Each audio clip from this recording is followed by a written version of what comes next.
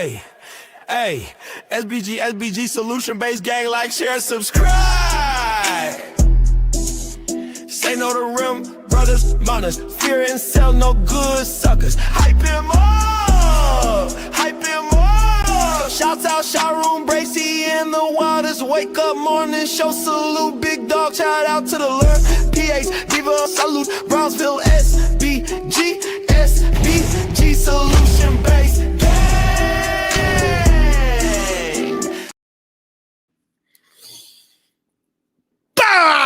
Let's go. Good day, everyone. How are y'all doing on this beautiful day? It's awesome. You know how we like to start the day with beautiful energy. So when I say good day to you, make sure you say it back. Because I can feel that great productive energy coming through the screen. Yes, we are energy. We are light. And I just wanted to have a conversation because, I don't like to waste no time. I like to get right into some things. I got tagged in a post by Beans, little podcast. Salute to you, my brother. Shout out to Mr. Beans TV, little podcast on 10,000 subs. That is a great attribute. Shout out to you, man. That's a great accomplishment. And he posted a video that was probably about like a good 3 years old or something of that nature. And it was me, him, no captivity. Oh, I forgot to tag no captivity. No captivity was there. Let me make sure I do that right now, matter of fact.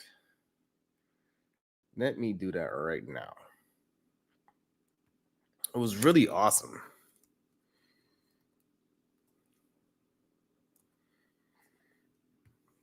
And we had, damn, it's too big. Okay. I'm gonna have to tag you in the description in because there's not enough space. So shout out to my guy. No disrespect at all. Hopefully he doesn't take it that way.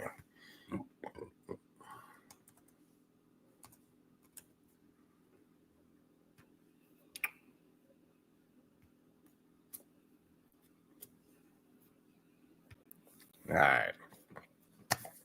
And I was just watching the show, and it was so interesting to see all of us together having a conversation and disagreeing, and nobody had a problem. It was so awesome to see, man. But fast forward to today's time, 3 years later, it seems like it's a very difficult time to have dope personalities all on one show, disagreeing with each other without it turning into some kind of fight. And we start turning it into a personal situation. And now we want to talk about people's wives, children's financials, and why this person is this, that, and the third, Cassandra Brown. And it's just wild to see, man. Why is it not okay for me to disagree with you without it turning into a altercation? As we can see on Tough Talk Thursday, we supposed to work together. And the main reason why we wanted to work together, the reason why y'all hit me up and asked me to work with y'all, is because we have opposing ideas. So this way we can have natural disagreements where it's not forced.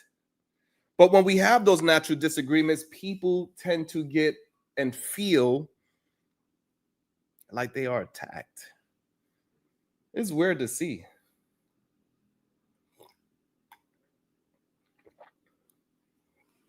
We used to really have some dope conversations. And we used to really disagree without it turning into a mess in a show. What happened to that? What up, FBA Convo? What happened to black men just being able to disagree in verbal discourse and leave it as that? We used to argue on the street corners and it just be that. It just be a disagreement on the street corner and we'll both go home. No fist fights, no none of that. No talking about a person's personal situation. What's up, Freedom? That could be the reason. It could be these goddamn rims and LOMs. They don't know how to act. They don't know how to take accountability. Maybe this is why they complain and converse about that word so much. Because them themselves are not accountable. And I just want to unpack, uncomfortable truths in human behavior. and why it feels so hard to disagree with someone you are friendly with in public. Would you disagree with somebody that you are friendly with in public? Whether it's politics, pop culture, or your favorite, hopefully I am, your favorite YouTube streamer. Like, I don't mind if somebody disagree with me. My audience know they disagree with me all the time. Like, what is this is how we get better as human beings, is that I have opposing thoughts, and this way we could challenge each other's mindset. How are we going to move as a family and a community? And a community is just a group of people. It doesn't matter what race, color, creed you are. We got to move together, move forward. But the only way we're going to do that, we can be honest with each other. And that's with agreeing and disagreeing. Like they say, even a broken clock is right at least twice a day. At least.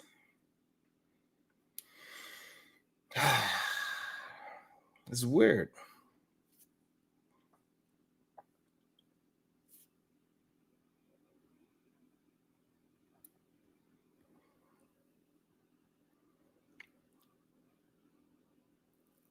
And you know, like we all been possibly in a position where you in a room with someone that you rock with, someone that you are vibing with, and they say something wild, so off the wall, you start looking around like, I know I ain't the only one that heard that. Did anybody else hear that? But you don't say anything. You just smile and nod, and you just hopefully that the moment passes. And that's what we're talking about today. You know, it happens with parents very often. We see or hear a parent say something very uncomfortable around, one of your friends, or at the dinner table, Thanksgiving dinner. We hear one of those old folks say something wild and crazy. We're like, did y'all not just hear grandma say that shit? And this is the issue that we be having. Like, hey, you got to put grandma, you got to check grandma too. You got to check grandma too. And this is why a lot of times people don't realize how back in the days, how racist and out in the world they were with it. Like this whole paper bag test that grandmas used to do and say, Diva says it all the time. My grandma used to tell me, watch the dark ones. And we just swept it under the rug. We just like, all right, grandma's crazy. Nah, that shit is done. But why we can't disagree with grandma or anybody that we are friendly with without it turning into a fight? That's what I want to have a conversation about. And we have to be real with it. A disagreement is natural in humans. It's a natural thing. But for some reason, when it's someone you friendly with, that's different. You know what I mean? It's just like farting on the first date. Farting in church. You know it's going to happen eventually, but you don't want to be the one to do it. I get it. But I'm sorry. You have to do what you got to do. You disagree with somebody, you should be able to have a verbal discourse and just converse about it. You should be able to stay on topic. It shouldn't have to where it turned from a disagreement to now we actually attacking each other. And both egos are involved, so eventually whoever's going to throw the first punch is just going to keep going. I get it. But when you are purposely trying to not understand the person, you are purposely trying to make the person seem like they are crazy. That's where the problem lies, I believe. A lot of people try to act as if they don't understand, and which is a sad thing. Why are you not understanding the words that I'm saying on purpose? Now is not like, and now you're not disagreeing with my words. You're just disagreeing with me. That's a problem. Don't just disagree with me. Disagree with the words that I'm saying. Is the words I'm saying truthful? Can you see where I'm going with the conversation? Don't just think that you are arguing me. You're arguing what I'm talking about. And this is a problem that I have with a lot of these goddamn rim bros. They keep thinking that they are arguing with me. And they keep trying to prove me wrong. That's why they look dumb as hell. Your little goofy ass. How you say, Chicago Rilla?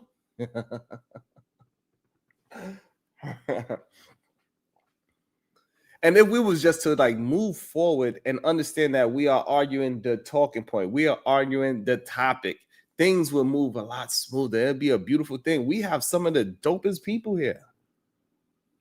I got one of the, to me personally, I got one of the dopest chats in all of YouTube when we come together and just have a conversation. When we hit that like button, that share button, we build something awesome. But we keep trying to make everything as a pit fight. And we, this streamer versus that streamer and all this nonsense. And now instead of just talking about the topic, now you want to talk about the person. And paint a narrative about the person instead of talking about what he or she is talking about. It's a sad thing. But we got to get through that shit, though. We can start with politics. We all seen two politicians who used to be friendly at one time. Now they are beefing on live TV, and it looks awkward. It's like watching your goddamn parents argue at Applebee's. 1 minute they shaking hands, and then the next minute they calling each other fascists.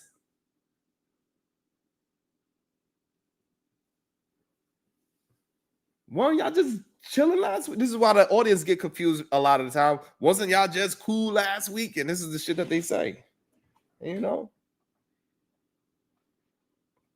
I was on the job site and I needed something done. I needed these ceilings cut out. And I got there. And like when you are there, right, physically, and you see two men screaming and yelling at each other. They have the carpenter and the general contractor there. They was like, and they argued over the thing that you present, like, hey, I need these holes cut out. And then now he's like, why they ain't cut out? Because, and then they screaming and yelling, about to be fisticuffed, turning red in the face, ready to fight. You just sitting there like, it's awkward.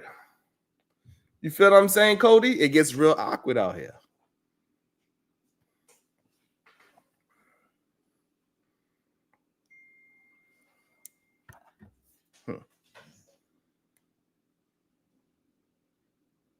Thank you.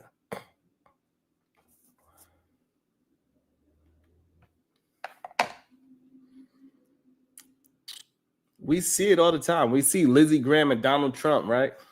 Graham used to call Trump unfit for office. Now he's riding shotgun in the MAGA mobile. We see it.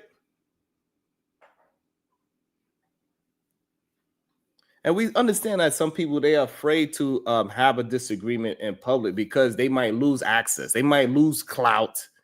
They might lose the invite to the next whatever fundraiser, next stream, and all these things. So, you know, I get it.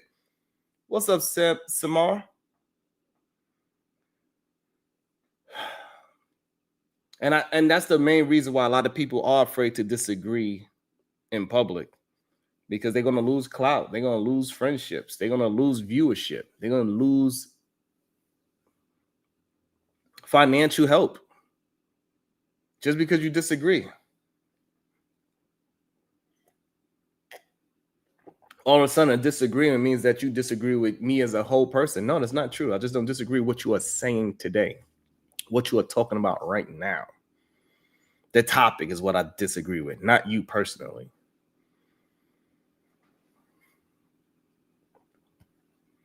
And we need a little bit of thicker skin, goddammit.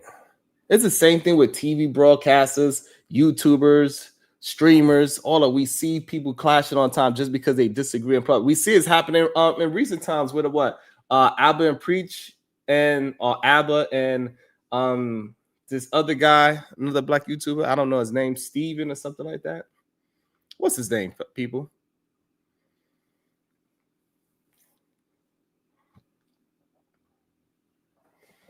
What is his name? What's up, M. Mills? Good day to you. What is his name? I don't know. Abba, he's beefing with somebody. I think his name is Steve, something like that. Or Stevie Knight. And it's like, just because you disagree with each other, just have a disagreement on the topic. You don't have to turn it into the person that you don't. Steve Black, okay? Steve Black. You know what I'm saying? Like, just because we disagree doesn't mean that you ain't my homie no more. I don't know. I don't come from a group of human beings that is so thin-skinned that because I have a disagreement with you means that I disagree with you as a person. I just disagree with the topic. What's up, MJ? How you doing today, beautiful? I know I had you stressed yesterday. Yeah, Stephen Knight. And at this moment in time, I just don't understand why we can't just disagree on the topic. And here's the truth. I get it. People are scared of public disagreeing because what I believe people confuses it with betrayal. They think if we challenge someone or if you challenge someone, we canceling them. We think if we say, yo, I don't agree, we starting a war. But disagreement isn't disrespect. That's the situation, right? So there we go. Disagreement isn't disrespect. It's honesty most of the time. It's growth.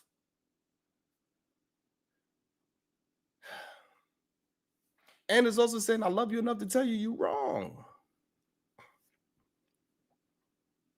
What up, Rogish? That's what this shit is about. We supposed to love our brothers and sisters long enough to tell them that they are doing something wrong and this is why it's wrong. Be able to communicate why is it wrong and why we should move forward together, disagree, and we could move forward together, man. What up, Kulu? Yo, what you sent me was interesting. I'm gonna have to figure out how I'm gonna break that down. What's up, Corinne? So a disagreement is not disrespect. And we all been at that Thanksgiving and your uncle starts talking about how climate change is a hoax. You know, you got that one crazy ass uncle that talks about all the conspiracy theories.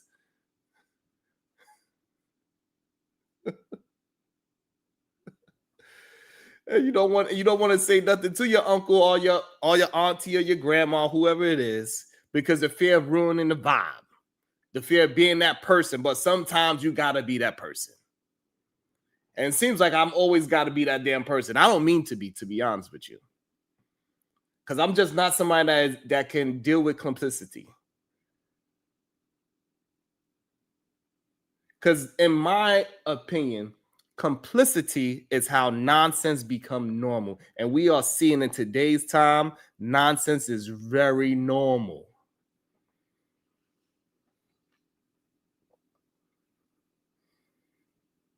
That is a good one, Rogish.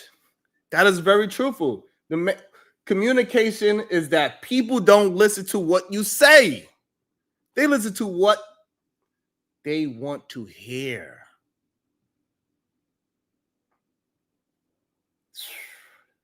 It's tough. It's tough. Absolutely, Cody. I want to be that person. I don't want to be complicit. I don't want my peoples to be complicit. And my peoples is anybody that rock out with me, anybody that hit that like button, that share button, and ever have $1 to give. Those are my people.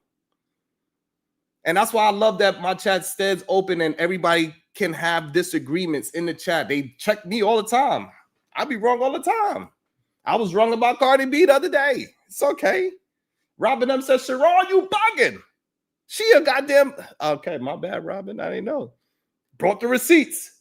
I could take that brand new information and lie because I know when somebody is trying to correct me of certain calibers, I know they're doing it out of love. They don't want me out here looking stupid. So why is that I'm disagreeing with you and I'm being honest about my disagreement? Why do you believe I'm attacking you? Why do you think I'm disrespecting you? Because I want you to be better.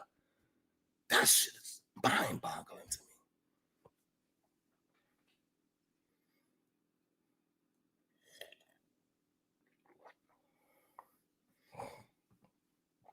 It's mind-boggling to me. We used to be able to have disagreements and keep the shit moving. And then it just got so wrapped up in clout and what you think somebody is trying to make you look like, just because you are wrong on your analogy, just because your analogy got weakness in it and I'm exposed it or somebody else exposed it. Hey, just be man enough or woman enough to say, damn, I didn't see that angle, because that's what the people that love you are supposed to do. They're supposed to show you the different angles that you are missing, because sometimes they can see it before you because of where they positioned that. And that's how we make each other better and say, hey, you might be, you might have a blind spot, bro. You might be missing this angle right here that you are missing.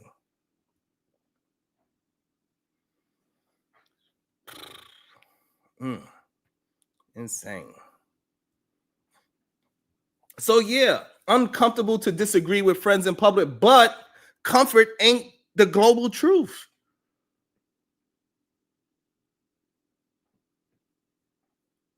Growth is accountability. Accountability is, growth is, truth is. Comfort ain't the goal. You know what I'm saying? So like, comfort is not the goal, right? The truth is the goal. Growth is the goal. Accountability is the goal. And if your friendship can't survive a little honesty, maybe it wasn't that solid from the beginning. Because real friends don't just laugh with you, they check you.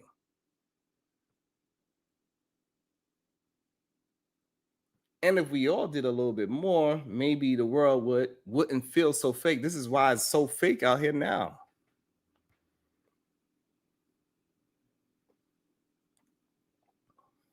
Anybody that has a disagreement with what I'm saying, agreement, whatever, we can have a conversation about it.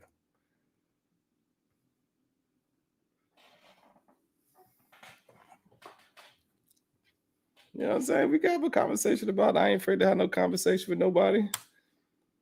But the problem is, it doesn't matter if it's DJ Switch Doctor, is he blind, is he broke, the Angry Rim podcast, No Captivity. Like, man, the first time I ever met No Captivity, we was in a goddamn heated argument. The very first day. The very first day. And we cool to this day because we was able to express our disagreements, and we left it as disagreements, and that was it. We was mad at each other about the topic, but we wasn't mad at each other. It's a difference. And that's why I rock with No Captivity, because he's able to have a tough conversation and leave it in the conversation, as long as you don't, as long as you don't be disrespectful towards one another. I want to pull up the video of the conversation that podcast was having, that we was having about 3 years ago. And we all was there, disagreeing and being perfectly fine. When did it change? When did this attitude change and shift? Let me go find the video. Let me go find that video real quick. Make sure y'all hitting that like and share for the YouTube algorithm.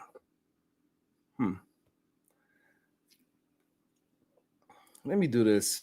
All right, so I'm gonna that's where we're gonna start it at. I think this is a good place. My face look crazy. My face looks crazy. Well, we're gonna start it here. As you can see, my setup was a little bit different. Not much. It was just I didn't have it, but it is what it is. This is about like 3 years ago. Let's see how the conversations were back then compared to now, that everybody has their audience and everybody feels a certain way because we disagree with each other. Let's do it. Haven't did a review in a long time.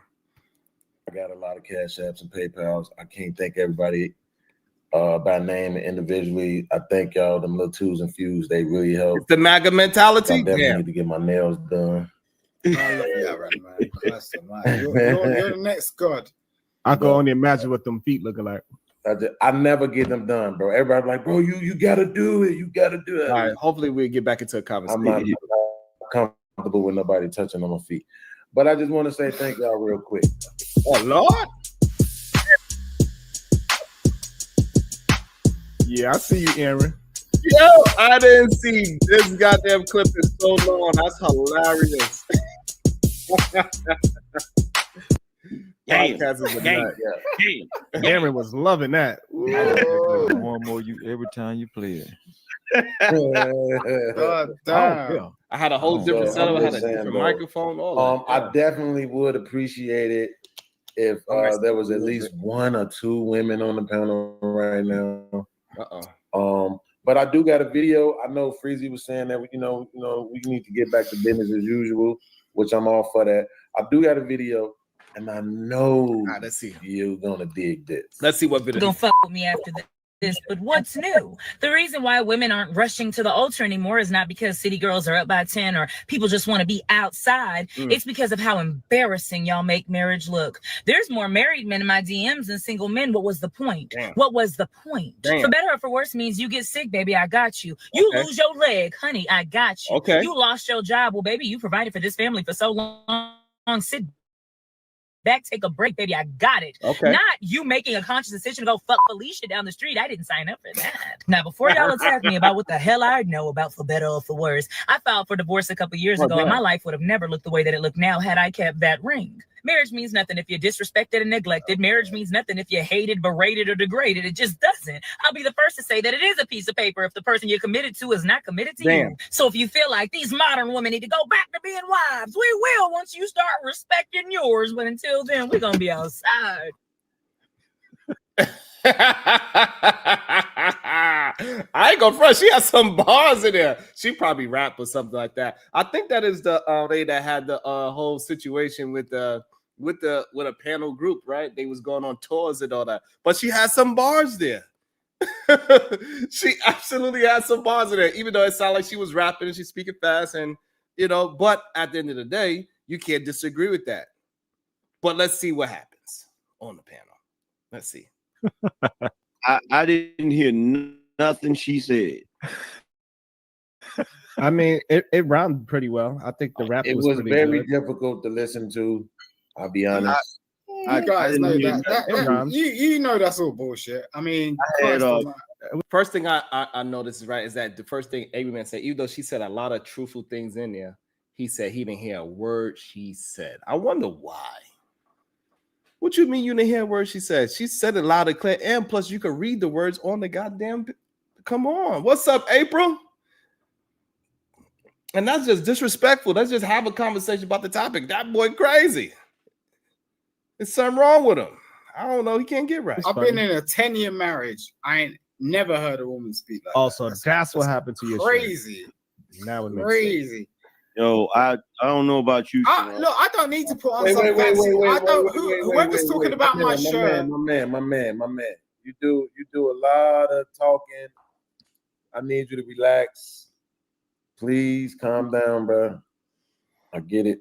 Yo, this is how long ago it was. Look at Angry Man's setup. It was completely different. This is how we know Nightish and Angry Man is the same person.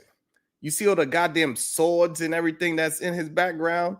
Got a bunch of swords and little figurines. The TV was down low. It was a completely long time ago. Yeah, the Mexican man, yo, Cody, you wildin'. But let's keep it going. Let's see what we talk about. You from the original slaves. Oh shit! But it's just still different over here. That was okay. You gotta let us rock. To be fair, calm down. See what I mean? That's what I mean. Don't. If I mute you and you unmute yourself, I'm dropping you. That's my new rule. That was funny. If I mute you and you unmute yourself, I'm dropping you. I think I might have to adopt that. If I mute you, you unmute yourself, I'm dropping you. I might have to adopt that. Because I want you to stop talking, not because I want you to unmute and start back talking. Okay? So that's the Adderall. So here's what I'm saying. That's dictatorship. And before we move forward, I just want to say that this panel looks awesome with everybody on camera. We really enjoy our shows and we enjoy the people that we are listening to. Hey, man, we need to start camming up for the people that we rock with because it makes the show look 10 times better. No cap freezy setups looks great. podcast setup looks. Angry Man setup looks great. Aaron O's green screen looks awesome. My setup, you know what I'm saying? Like, we need to start camming up for the content creators that we rock with because it just makes for a better show. It really does. It looks much better. It looks way more polished. It's more entertaining. We get to see people's reaction even when they're not talking because a lot of communication is nonverbal. So we need to start camming up, to be honest with you. It is. So is this. So I'm gonna tell you something, and I know this is gonna make me sound like a simp, and I'm so glad that Sharon is here. But don't she kind of have a point? Yes. If we she has a point. The only problem is I couldn't hear all of it because I had visual overload. Like, oh shit. Damn titties was just but here's the thing, podcast. She said for better or worse. She said so if you get hurt, you know, she's gonna take over the bills and stuff like that. If something else happens, she got you. So the problem is that she's missing is that maybe that man that DM'd her, his wife's pussy broke. So therefore, he had to go get some, side pussy. Cause the pussy broke. Wait a minute. Yeah, exactly. It's a possibility. Why do they say for better or for worse and then say, well, if you cheat, then I get to leave? It's a possibility. And all I would say is this, like, see, like even back then, right? When we was having conversation, it was okay to make a joke. It was all right. We didn't just like beat each other just because you made a joke. It was okay. We used to have a good time. What happened? But then if your leg get broken and you can't work, I'll do the work. I don't know how they distinguish what worse mean. I don't. Can y'all explain to how that works? Well, I'm still trying to figure out who this is in this orange shirt because it ain't Sharon. There it is right there. There it is right there. What I'm talking about, it is what it is. We got him. We have captured him. Sharon is now red pill. Y'all see it? We won. Look, I've been doing this for the longest. Sharon said pussy broke. I got to get a sound bite of that. Right.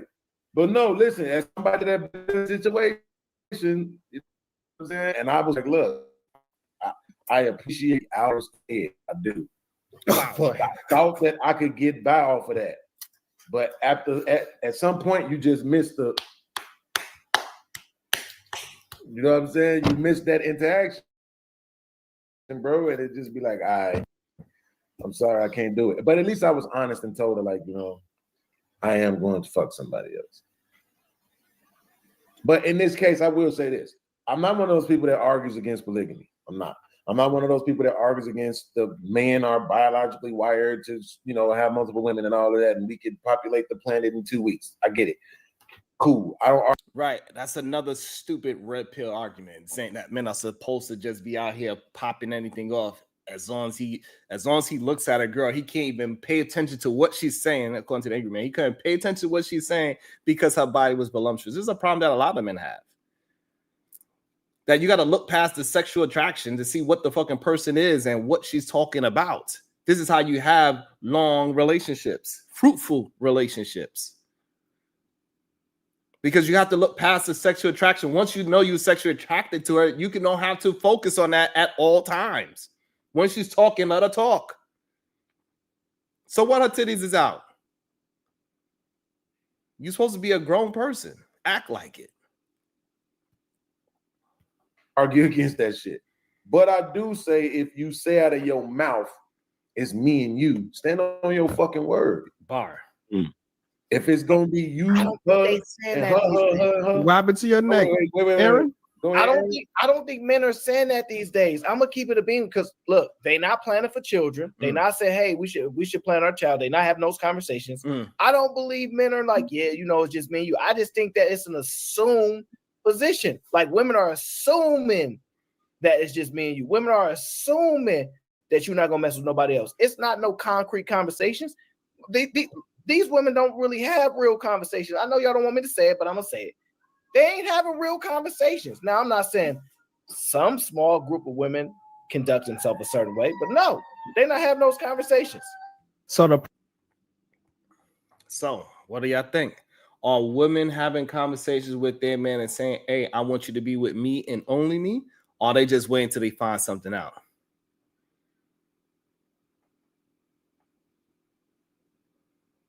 Which one is it? What's your thoughts?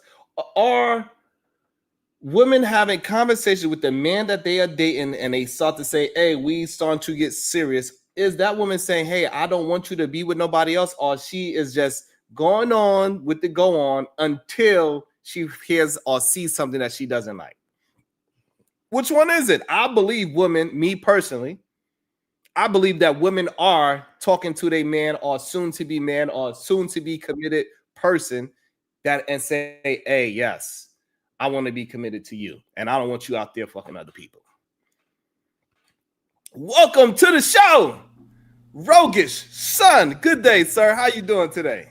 Hey, great energy, brother. What's good with you? Respect. I'm doing well today. Thank you. I appreciate it. Respect. Well, nah, you called an angry man foot to the fire, so I appreciate that. You know what I'm saying? He need that. You know what I'm saying? I suppose I have beef with him in the past, but I let it slide because it's supposed to be at the time when he was considered a black ministerian, pill and all that shit. And they were like, all right, you know what I'm saying? The 3 pills, respectable brotherhood, all that shit.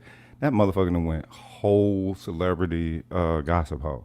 And he super anti-black. So yeah, it is it's sad that it took a turn to it. And then the main issue that I have with that is that if we was to come out and talk to him and say, hey, this is where you have your blind spots at, brother, and where you going wrong at, how we could see it from the outside, he'd take that as, I think majority of people would take that is taking it as disrespect. I'm not sure if he is or not, but just because we disagree and we substantiate the disagreement and why it looks a certain way, and you just ignore that, that's weird. Well, it's not ignorance. The thing is, who could ever tell him anything? Have you ever been on one of the old panels with this cat? That's like one of the, that was like 3 years ago, so that's as far as back as I go. Oh, okay. Nah, I can remember homie back from 2007, bro. All right. Okay. I remember before people started having panels, and he in there raging, you know what I'm saying, from the Mercedes and shit. You know what I'm saying? Mad in the motherfucker. Like, all right then.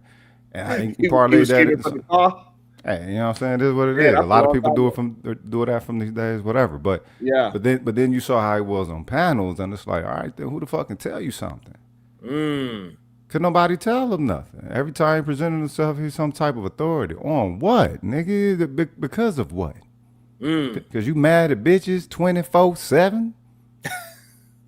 The fuck is that? Well, I think the main reason what it seems to be is that, of course, it was clearly profitable. Right? Oh yeah, definitely. And also it garnered a lot of views, and back then views were the money. So like either way, it was some kind of profit to it, and I think sometimes people cannot turn off the business side to the honest side of things. I mean, well, the thing is, if it's all from personality though, and the personality that you put out there is always over the top. How do you know what I'm saying? How do you and that's why I find it interesting. Like, that's why I find it so interesting, because on this show, like me and him are going to disagree, and we didn't get into no angry, at least from what I remember from that show, is like we didn't get into no angry verbal discourse, and me and him disagreed the same way how I disagree with him today. We disagreed that time, and we just allowed it to be a disagreement. But in today's time, any disagreement, it seems as you are disrespecting the other person. I don't understand that part. Well, that's because those are people who aren't accustomed to being accepted. That's like a reverse response. the thing is, you're supposed to be able to have an understanding. It ain't about whether we agree or not. Ain't nobody forced to have an agreement. What I'm trying to do is see if we can meet a mutual understanding. Can we have the conversation, though we disagree?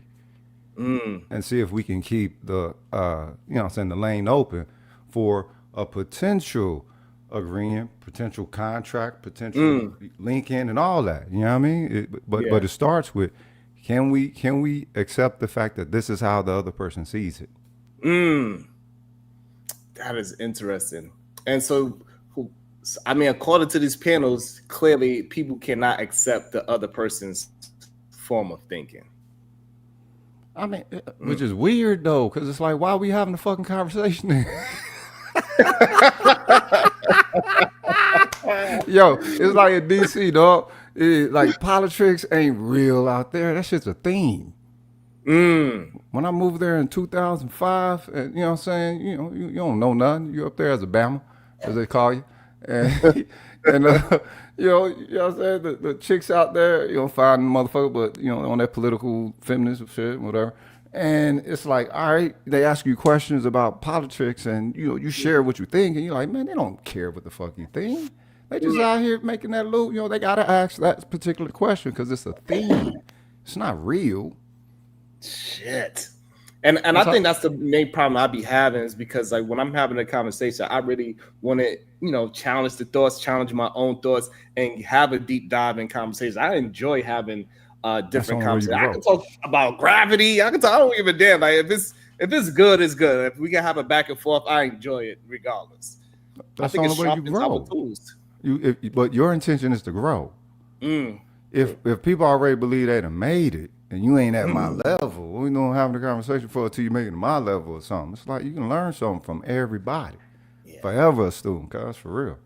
So the problem is that it's really not so it's the ego is involved in every conversation. Yeah, how with him particularly, how could it not be? He's not known as a sensible man. He's known as an angry man. Look, I came across this motherfucker, I think it was around 2007. I was maybe late 2006, 2007 when YouTube was fresh. Him and another dude who used to go and film himself going to KFC's, cussing them out from outside, and then going in there to get some chicken. Them were the only two angry men that was on YouTube at that time, right? Okay. I was researching how a black man could get rid of anger or do something different with anger, and them two motherfuckers popped up. And it's like, oh, all right, then, and that's what they've been presenting the whole time. It's like, all right, were you mad at? But this is the thing, they're not understanding, man. The chicks that they was mad at was hoes. Right. They weren't even they women. They was mad at hoes for not going to them. This is why the whole Pookie Ray Ray shit popped up. They got all this scathing critique with Pookie and Ray Ray. They ain't shit. Oh, but the women they can get, nigga, creme de la creme. How the fuck they can get them? It is definitely weird when I hear them talk about, and a lot of them are married. So you mean to tell me all of the other red pillars, the other men, they can't find a woman that is, but you can? You can even find a ex-baby mother and turn that baby mother into your wife. But other men, you better stay away from any man. He said an ex-baby mother. Because for some reason, they woman, right, is not a, it's mind-boggling to me that other men allow these red pill men to say these things about them. Like they don't even realize that they are anti-men. Well, the thing is, red pill is the thing. All right, look, they let in everybody, and they're not supposed to. Their screening process it sucks. So there's no counsel, there's no filtering. So the creeps got let in, the weak cats who ain't get no type of play got let in, and everybody got access to the new template of calling a chick into an accountability. You know what I'm saying? This shit became a blueprint. Simply because you did have some cats who were there real lamenting over the loss of a preferred, you know what I'm saying, balanced, happy marriage, right? A loving fatherhood with their children. You know what I'm saying? No, they don't want you don't get married to get divorced, cuz for real. Nobody get married. Well, at least that's not the plan, but it seems like the way how these red pillars explain it is that that's inevitable.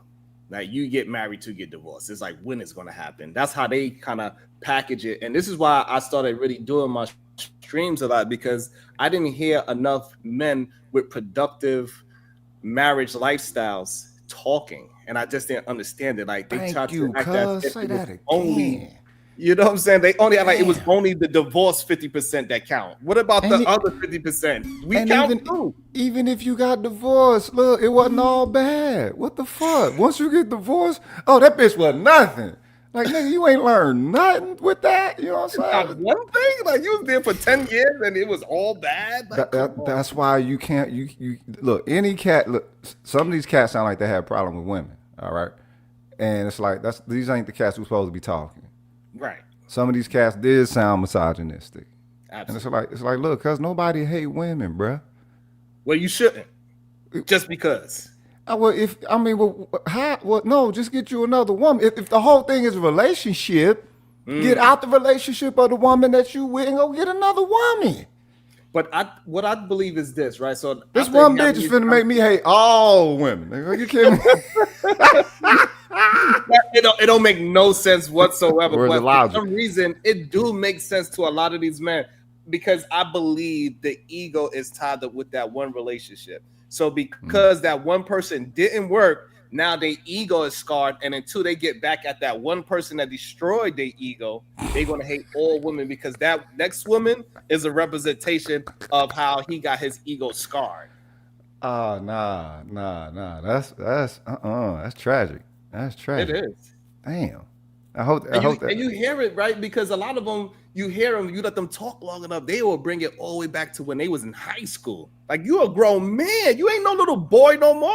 That shit right there. When you was in high school, you probably look weird. Your head was too big. Your body, it's a lot of growing pains that people go through when you in high school. It always have an ugly duckling. You cannot get mad at the woman to say, hey, I looked the... Whatever, you built yourself up as a man, and now you look much better for whatever your body type is, your haircut, whatever it is, right? Because now the growth means nothing. No, the growth means nothing. There is no equity within development with this. What it is that they're called. The reason why they call them to that type of accountability, you got to remember, educated lame, you know what I'm saying? It moved into the high value man shit, right? Oh, okay. All right. So the thing is, the reason why educated lame, because they were saying that that's how they referred to. What they were wanting was exactly what their non-black stratified level peers were receiving, who are also part of STEM, science, technology, engineering, and math.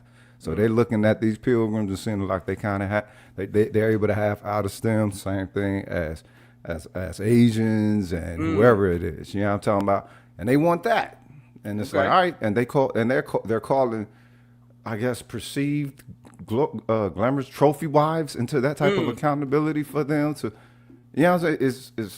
It's odd, but the thing is, it shows you that they wanted more of like the life with a 10, as opposed to a life with a, you know what I'm saying, beautiful woman, and you know what I'm saying. And connected to her family and raising the family. These motherfuckers want that weird, I don't know, 2D shit. Yeah. And that's why the measurement is 1 to 10, like a pilgrim. We don't measure our women no motherfucking 1 to 10. Black men don't do that. When the fuck we start doing that shit? We ain't never done that shit. Now you know what I'm saying? You know, I'm math and I'm STEM and blah blah blah blah blah. Nah, motherfucker, you can't put everything with stats. Some of this shit you gotta have some soul, bro.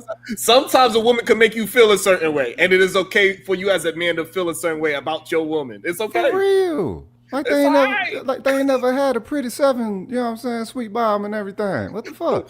Not only that, right? And so what I do find about that stat situation, right? What I do find so weird about it is that whoever is the hierarchy of the, you know, of the like they say, angry man, and whatever his standard of what a woman's supposed, even though we don't know what his look like, but he would bring down the stats of she's supposed to be this amount of weight, this amount of height, this amount of cooking, this amount of talk back, right? He would give the whole synopsis of it. That's never how it actually supposed to be. We are men. We are individuals. What I feel about this human being, that's my woman. That's mine. I don't give a fuck if you think she's a 3 or 2 or 1 because that woman that I chose, she makes my thing get up in the morning. Yeah. And I'm happy that she doesn't make yours get up. I don't give a damn if you think my wife looks good. That's my compliment. I don't give a damn if she's 300 pounds, 100 pounds, titties, no titties, ass, no ass. It don't matter. That's mine. That's how I supposed to go. That's how I supposed to go. You supposed to love her funky draws. You think I care if you call my like wife she love 1, 2, or 3? You must be out of your mind if you think that I'm going to let you, another man, tell me what's supposed to be my thing. Blood pressure go up. But they're not guided by their own intention. They're guided by their conditioning. That's why you bring up the 1 to 10 and all that shit. Oh, this is a 8, this is a 9, this is a 10. This is where you fit in. This is how much money you need to make for blah, blah, blah, blah, blah. It's like, nigga, that's not how you put a family together, cuz. It is if you living for the city. You know what I'm saying? If it's the motherfucking Tron world and the metrics and the ones and the zeros that dictate how you put your family together, all right, but then that makes you nothing but a product in the market, nigga. Or are we in the village? Or we in the, you know what I'm saying? They get geeky with it and want to claim nerd, but nigga, nerds got better sense. Yeah, and the fact that they try to, you know what's so crazy? This is why, you know, a lot of people, they get mad at me, right? And the reason why is because we came up over here, we came with an acronym called RIM Brothers. So that stands for Red Pill, Incel, Manosphere, right? God, damn. So we call them RIM Bros. So they used to get mad because I didn't even know that RIM was like a terminology for men that was a little, you know, shaky. I didn't even know. I was just putting Red Pill, Incel, Manosphere together. But when I realized that's me some, I ain't know that. Yeah, so that's what we say. We call them RIM Brothers, no good suckers. That's what we call them because they have this strange ideology, and they don't even realize that they turning women into men. Like all of the things that they say they want a woman to be is, if you was just to take out the word woman and you just look at the characteristics that they want her to be, that's a goddamn man. They said we want her to be quiet. Since when a woman is supposed to be quiet? Women use more words than men naturally. No, you don't want her to be quiet. You want her to be graceful and that power of that motherfucking mouth. You know what I'm saying? So right, so they say, all right, they want her, they pretty much say they want their woman to be stoic. Shut up, fuck me, and feed me. Go get you a woman that's programmed for that though. But if you trying to beg a black woman out of that, she ain't got the foundation for that. But that's the whole thing. These niggas don't know. They don't know women, and they don't know the women that's connected to their culture. And the thing is that majority of women are roughly the same. They're going to be very talkative, especially they into you. The more comfortable a woman is with you, the more she's going to talk. Wait, when they meet her, she going to be talkative. They going to have all this shit, but bitch, when we get together, you better shut that shit down. Bitch, the more rings I put on that motherfucker, you better get more silent. You know what I'm saying? Like, and I just never understood. Like every time I hear them talk about how a woman is supposed to be, I'm like, bro, that is not a woman. That's a man you talking about. That's a bitch. And this is why this is why most of them, they don't even realize it, but they are lovers of men. Not in a sexual way, but they believe that a woman is not funny. They can't talk to a woman. They cannot have no counsel with a woman. Like, and I'm like, bruh, that sounds insane to me because a woman can give you a different angle because she thinks on a different level. And you maybe it's nonsense, but you can also learn something from it as well. So what do you think? All right, so we're gonna say pause over this whole motherfucker. It's crazy, man. Pause over this whole thing, man, bro. Yo, the future is weird, cuz weird. What do you think like created such the perspective where they not understanding where complementary fits in with men and women? Is it because they've never had a relationship? Is they never had a requited love? Because it's like all women. It's like, come on, cuz, wait a minute. Yeah. If you've been blessed to have access to a lot of different women, not just because, you know what I'm saying, you got it like that, maybe because you got it like that or it happens, whatever. You understand? All women really ain't the same. There's different qualities in women. All the class level of women is now fucking like all matched up and shit. But all women weren't created equal in the past. They weren't. So you had different qualities of women. These motherfuckers are letting. I don't even think they having the experience that they saying that they have for them to declare all women is no good. And it's like, wait a minute, you ain't found another woman. You ain't went to another culture. So, some motherfuckers got to wear the women of the culture. Let you holler at them, whatever. It is what it is. But these motherfuckers supposed to be high value, man. Blah blah blah. I got 6 figures. All right, motherfucker. Where's your medal? Where is you? How are you gonna be an educated lane? I'm an educated lane. How you gonna be educated in the lane? What school you went to? And you find out, that school racist and the motherfucker, whatever. You know what I'm saying? Yeah. And it's and all right, so you made it through that, and you ain't got no nuts still. Yeah. You got 2 degrees, right? And you ain't got 2 balls. Right. And the main reason what I'm learning is that they focus way too much on one aspect of life because they believed in if you just get the money and the accolades that women is just going to come. But no, that's a skill to build relationships. And this is why they tend to be in relationships with other relationships in the sense of, camaraderie, not relationships, but, building relationship with other men that have that same ideology of being a lone wolf. And what they don't realize is that, no, you're not being a lone wolf. You just the only person that's in that lane.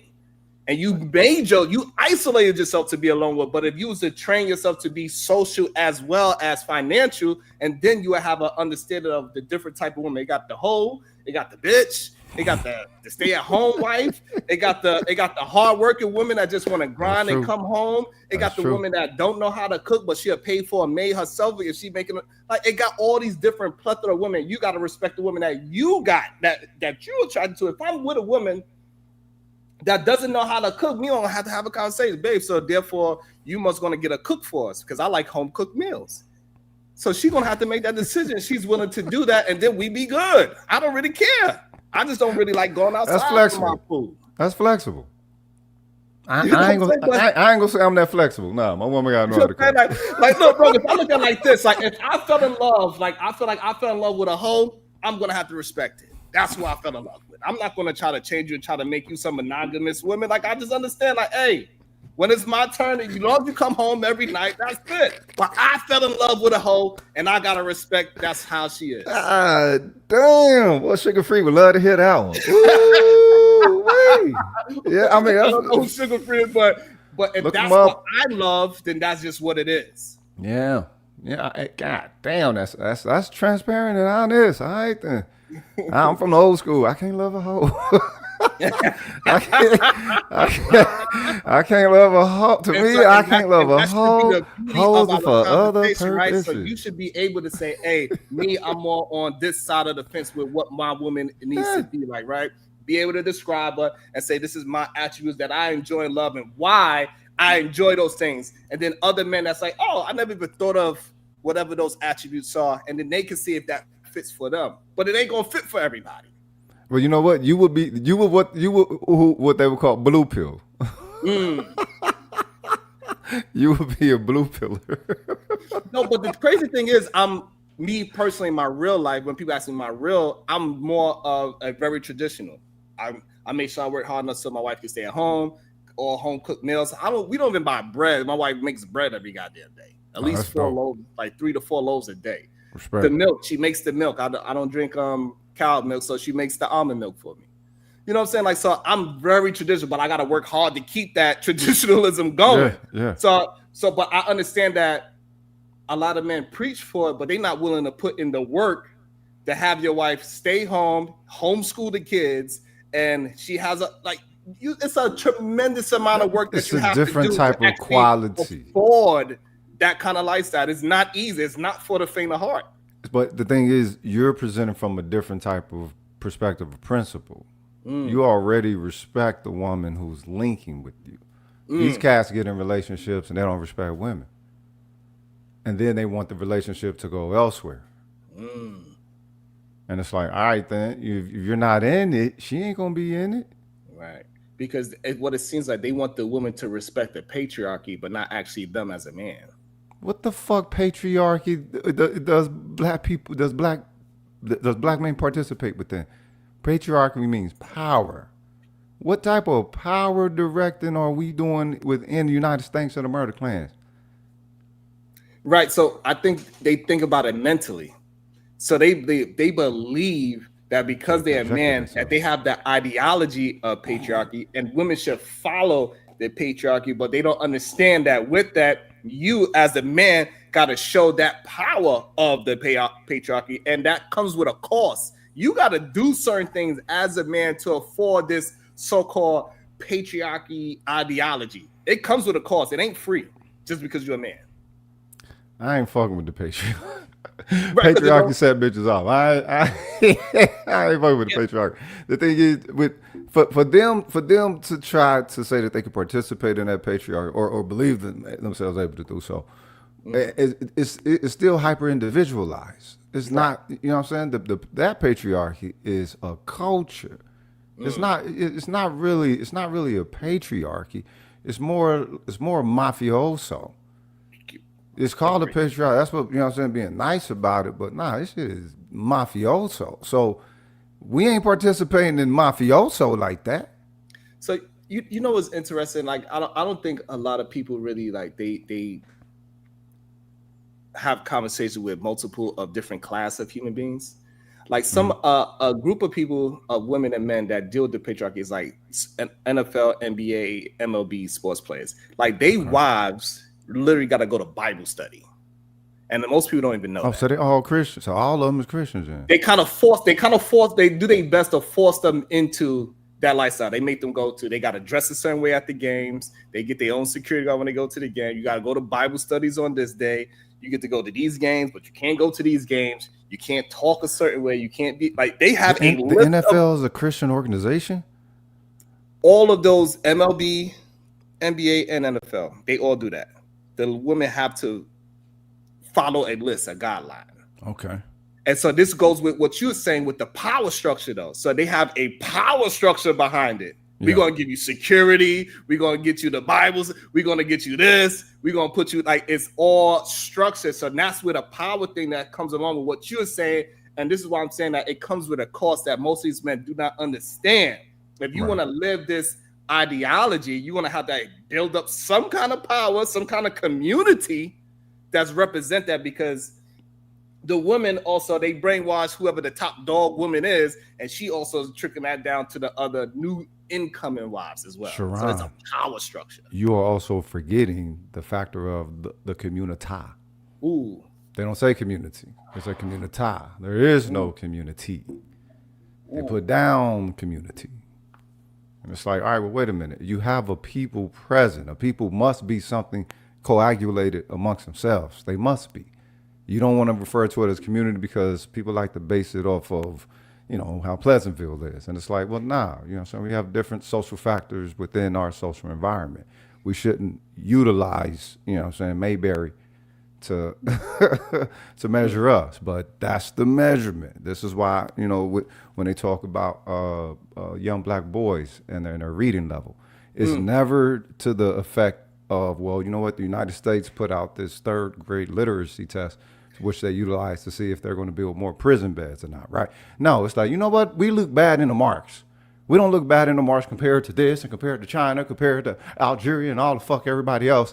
It's like, nah, wait a minute. Take into consideration that these motherfuckers has an agenda that they are executing. Not just that you want to be able to compete well within it. Are you shitting me? So the thing is, they project their own matrix illusion of this, and this is where they fall short. What KS did, but you know, and I didn't agree with everything he put out there, but behind the scenes, he was creating families. He did all that, you know, and you know, blew up how he blew up or whatever, and he never changed nothing, right? People like, oh, how could he? He always was like that. This is what it is. But behind the scenes, he's creating families, which are going to aid for community. You have to inevitably be a community, even if it's going to be some struggle, you know what I'm saying, within the social grounds here in the United States, being as anti-black enrichment as it is. Fuck it. Plant, animal, mineral, dinosaur, deity. Nothing can fuck over the potential divinity of me or mine. Not on earth, because it might as well be fucking eating me. Give a damn what it is. But you know, building community is just not an easy thing to do. For example, with it being homeschooled, like my wife, she's in a homeschool community where it's a bunch of other wives. They come together with their homeschool kids, and we building. You know, so everybody's building together, right? However, it's just not easy, right. And you got to really put that work in, and it's a very stressful thing. It is like people don't. You building a village, understand how difficult it is to build community and family. And men, they just have this ideology that the red pill knows the answer, where they just have theory. And that's the main reason I have a problem with the red pill. Red pill deals in theory instead of what actually works in a relationship. Because like how we just having a conversation, right? What works for that man may not work for you. Mm-hmm. It's just what it is. It's not some monolithic way to have a relationship, but we can have a 10-point list to say, hey, this is probably what you need to have a successful relationship so we can build our community. We need communication.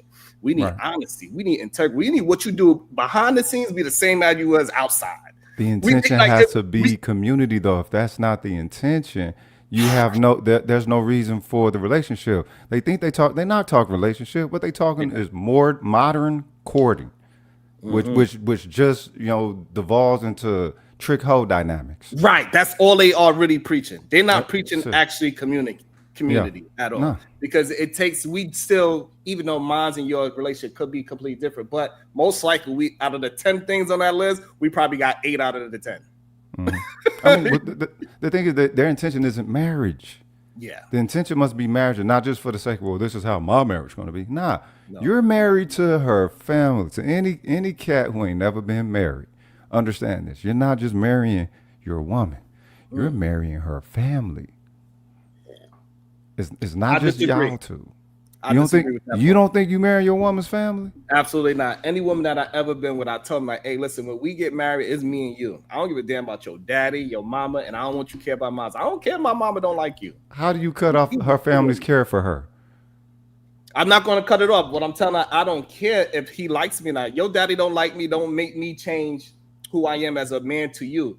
Wait a minute. Why would you assume that they wouldn't rock with you, though? Let's say it's an ideal situation. No, I'm not assuming, but what I'm letting the woman know, right? So look, it's a great question. What I'm letting her know is that the way how I'm treating you should matter more than what your family perception of me is. Okay, so let's okay. So is a woman's family likely to be somewhat misconstrued about how you rock in relationship? What? Yes, you know what I'm saying? It can be. And the reason why they can be, because like somebody like me, I don't go to a lot of the meetings outside of, like, I'm not at the goddamn homeschool meeting. Like they be asking, can he come and we going ice skating because my husband's gonna be there? I ain't going to that shit. I gotta work. And like so if my wife family have a Thanksgiving dinner or whatever, I might not go. Like, oh, you have a Thanksgiving? Yeah, you go. I'm gonna be home trying to figure out some other things. I'm not gonna waste my time hanging out with your family that's going to talk about goddamn Eli Manning. I don't give a fuck about Eli Manning. They actually talk about Eli. They actually talk about Eli Manning like this. You know what I'm saying? You think I'm gonna talk to your uncle about football and he's gonna tell me how back in the days O.J. Simpson was running through? I don't give a fuck about none of that shit. Man, come on. No, wait a minute. No, you understand. So, depending on the family you connect to, you take on those conversations. You take on the weird conversations. You take on the uncomfortable conversation. That's how it goes. Shit, you know what I'm saying? Whatever family you marry into. That's your marriage. That's your marriage to the family, motherfucker. No matter how much you want to avoid that shit. And Rogus, and that part right there, right? It might make people think certain ways about me is what I'm saying. Even though I don't have no ill intentions or anything like that nature, I'm just trying to keep on building something instead of like, when it's time for us to just sit down and eat, okay, we can sit down and eat, but I don't want to have unfruitful conversations every time we meet with each other. We want to be a family that we should be building as a family, not talking about LeBron James. Because when LeBron James is having his family outings, guess who he ain't talking about? Bruh. Look, the reason they talk about sports around you is because they nervous, all right? That ain't the only thing the motherfuckers can talk about. But you make motherfuckers nervous, cuz, I don't know. Maybe they thought your ass get ready to light that bitch up. You know what I'm saying? You look small on this camera. I don't know. Nigga, you might be 6'9" and shit. You don't know. You know what I'm saying? You probably scared the fuck out of you. You probably come up in there, I ain't about no bullshit. You know what I mean? but what I say is, so like, I don't want whatever woman I'm with, like, allow that, whatever that could possibly be, right? Yeah. To deter the relationship, because I'm still riding for the family. You know what I'm saying? If your uncle called me and he's in a serious position, I got his back, because that's my uncle too now. Right. So, but I don't want to get that confused that I don't want to talk about LeBron James with you, though. You know what I'm saying? Yeah, you remember I had this Hennessy the other. I don't want to reminisce with you. The fuck we talking about 10 years ago, bro? Like, we moving forward. I don't want so what I'm saying is that a good human being can get misconstrued, and that's why I would tell my woman, like, hey, I don't care about how your family feel about me. I got you regardless. I mean, yeah, okay. So if that was the case for where, you know, saying it'd be, you know, saying less accepting, you know, if you just base off of some bullshit, it's like, all right, you know, saying still want to be with her. It is what it is. I mean, I don't know. It could be rough. Well, no, because the thing is, let me see. Well, I don't know. All my women's family, then, you know what I'm saying, pretty much accept me. You know what I'm saying? You know what I'm saying? I can put it out there like that. I don't know. I think that you know what? Even my first ex-wife, who family actually turned out didn't accept her. They accepted, you know, that she was, you know, she living kind of foul at that age. We was young, you was young, and you know what I'm saying. She's hustling. It is what it is. And they're like, nah, you cool. It's her that, you know what I'm saying, rub us wrong with. I'm like, all right then. So yeah, I don't know. If anything, I think you're supposed to be on the situation, bro, for real. If you know what I'm saying, so motherfucker don't come at you out of pocket with the bullshit. For real. Now you might be scared to do that. I'm not afraid of no. So I think that's my problem too. Like, I enjoy.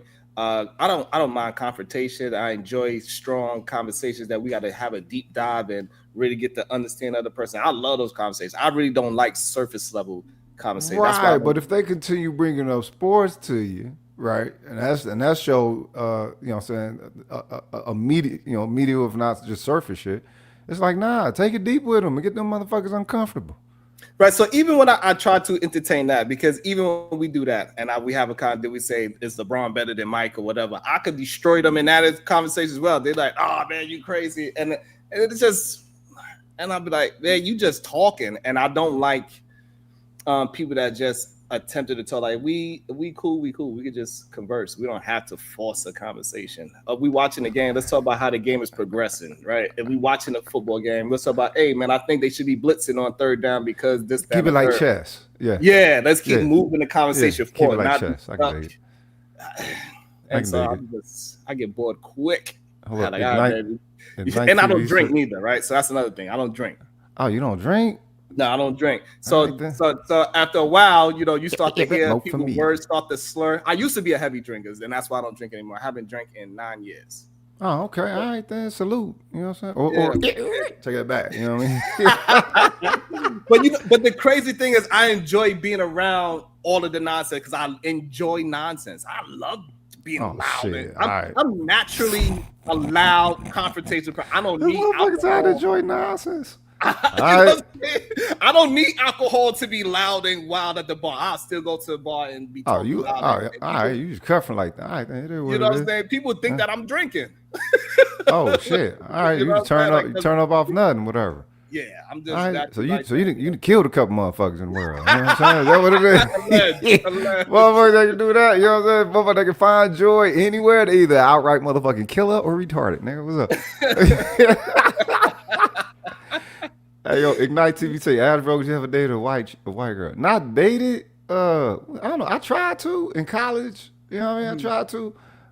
Cute ass, big titty bitch in school. You know what I'm talking about? She was my partner in acting class, and we've chosen to do the scene from Carlito's Way. love. She was cute, like too. But the thing is, this is the funny thing. You know, had some, you know, lunch a couple of times, and you know, go over some things. And the thing is, our worlds didn't meet.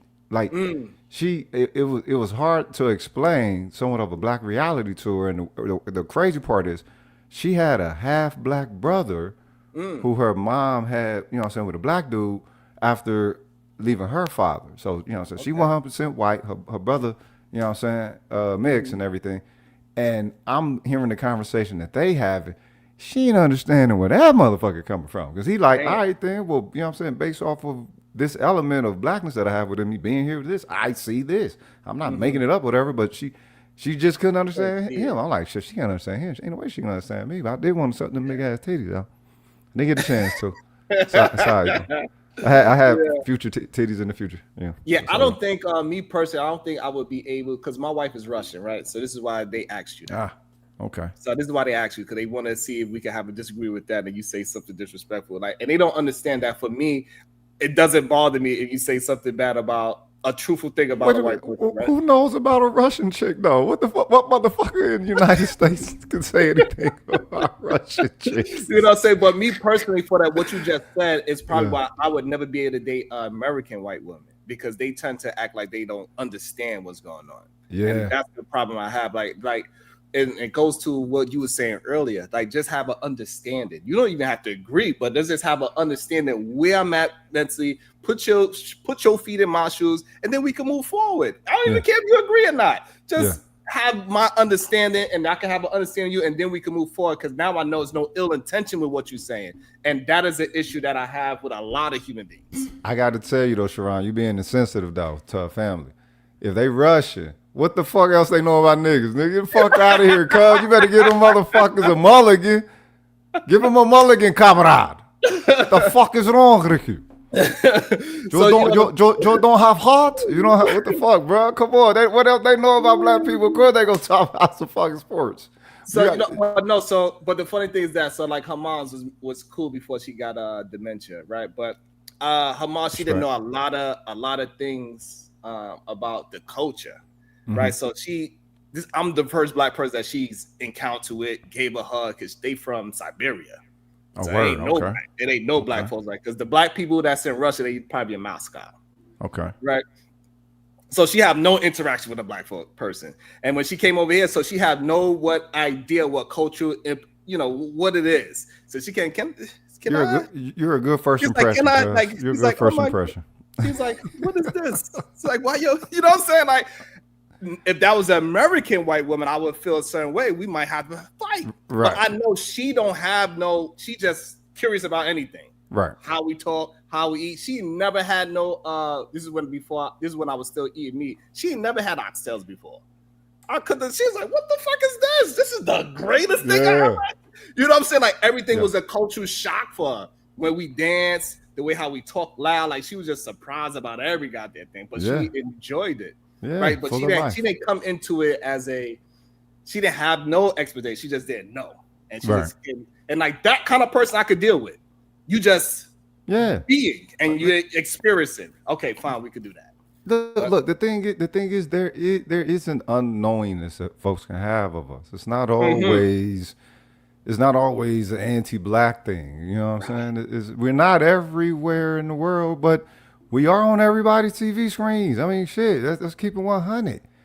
They did put the best out there first and foremost. So, you know, and then we are centralized, and you know what I'm saying, largely one place within the world. But the world receive us via something that the entire world has access to. Right. That's different. So, yeah, man, you know what I'm saying? Get them books and bone up on that the sports, man. You need to start having them talks with them folks. No, but the thing is that I used to be I was a street athlete, so to speak. That's why I was like, I play like in Ruck and Park and all that stuff. So I have a lot of experience with top dog athletes. Okay. You know, and having conversations with them, and like I know somebody he's the coach of the Jets, one of the coaches of the Jets, right? We had a conversation. So so I have these people that's around me, and so I have the plethora of different class. I got my broke ass cousins that still gang banging. We have long conversations and we enjoy. Then I have conversations with somebody that was in the NBA. We have long conversation. It's all good. Right. You know what I'm saying? So I think people just don't understand that different level of communication, and that is the real thing that makes you become successful in life.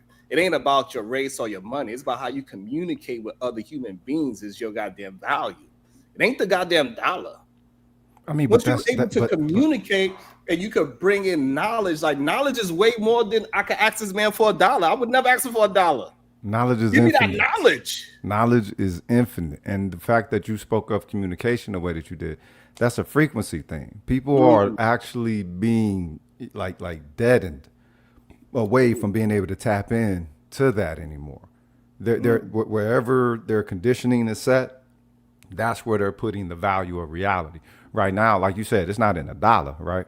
You just utilize $1. And yes, you gain as you proceed and everything, but the intention isn't dollar. You get the dollars, but you get the growth, you get the relationships, you get, some potential contracts, what I'm saying? And however long that goes, then you have a lineage and a legacy, enrichment, growth, inevitably to reach a thriving state.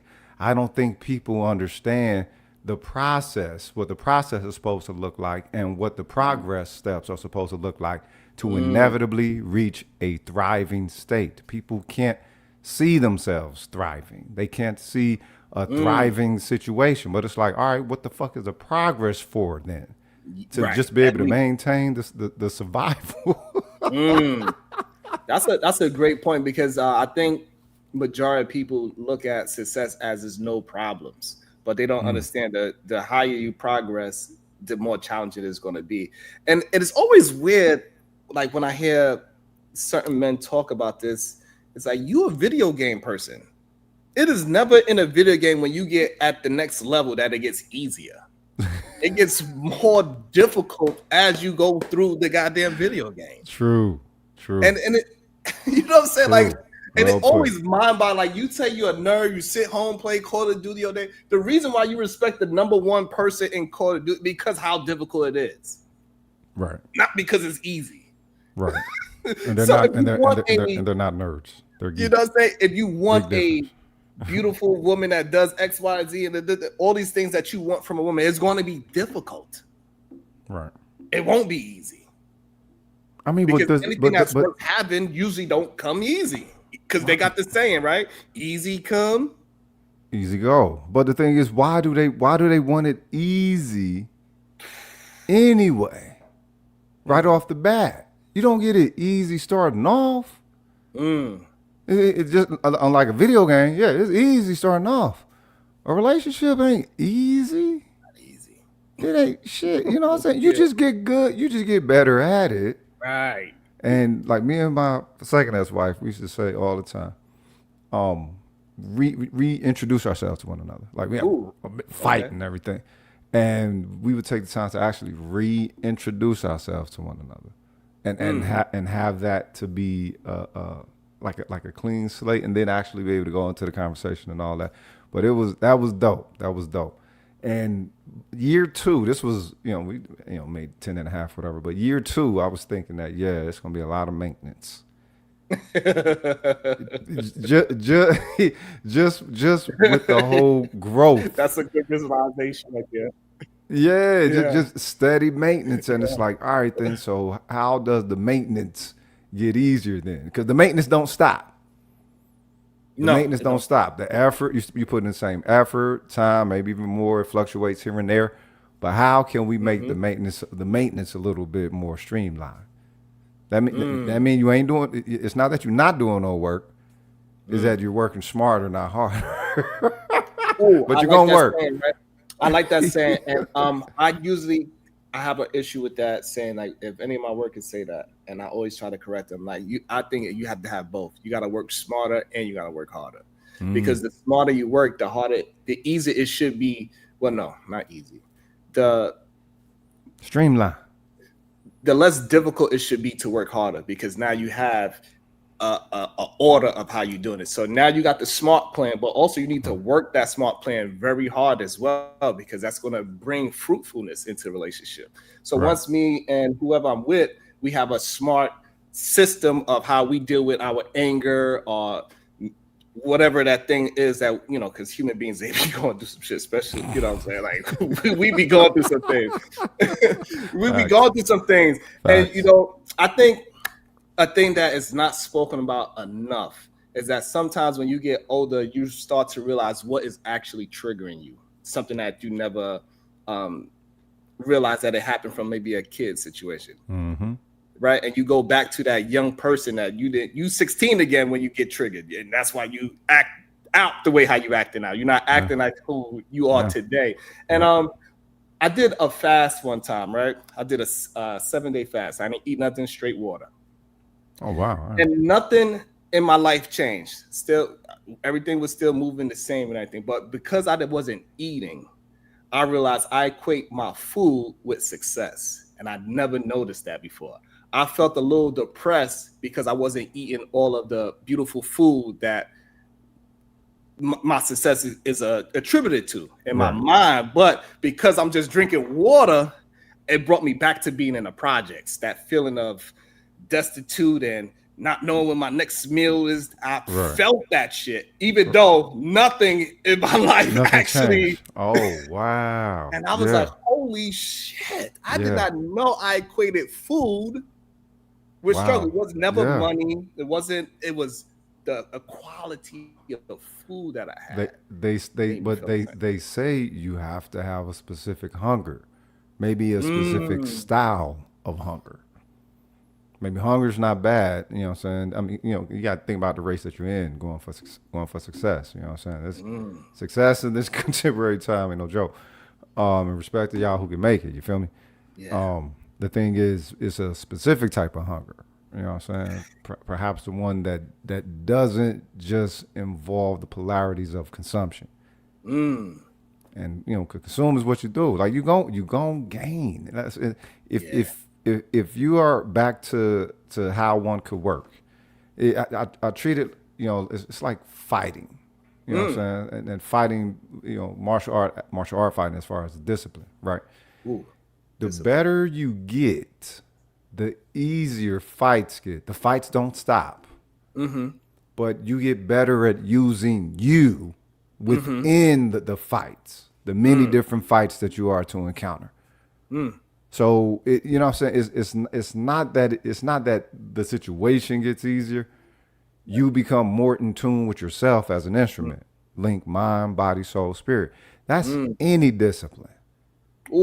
That word discipline is such a beautiful word. Yeah. Why do you believe? Because I believe our community, Black community, I'm gonna be very specific. I believe the Black community think of discipline as taking something away or a physical punishment is how I think most Black people think about that word discipline. What you think about that? Do you think that's a possibility or I'm off on that? Nah, I don't think we look, the thing is, I don't think we look at it as discipline.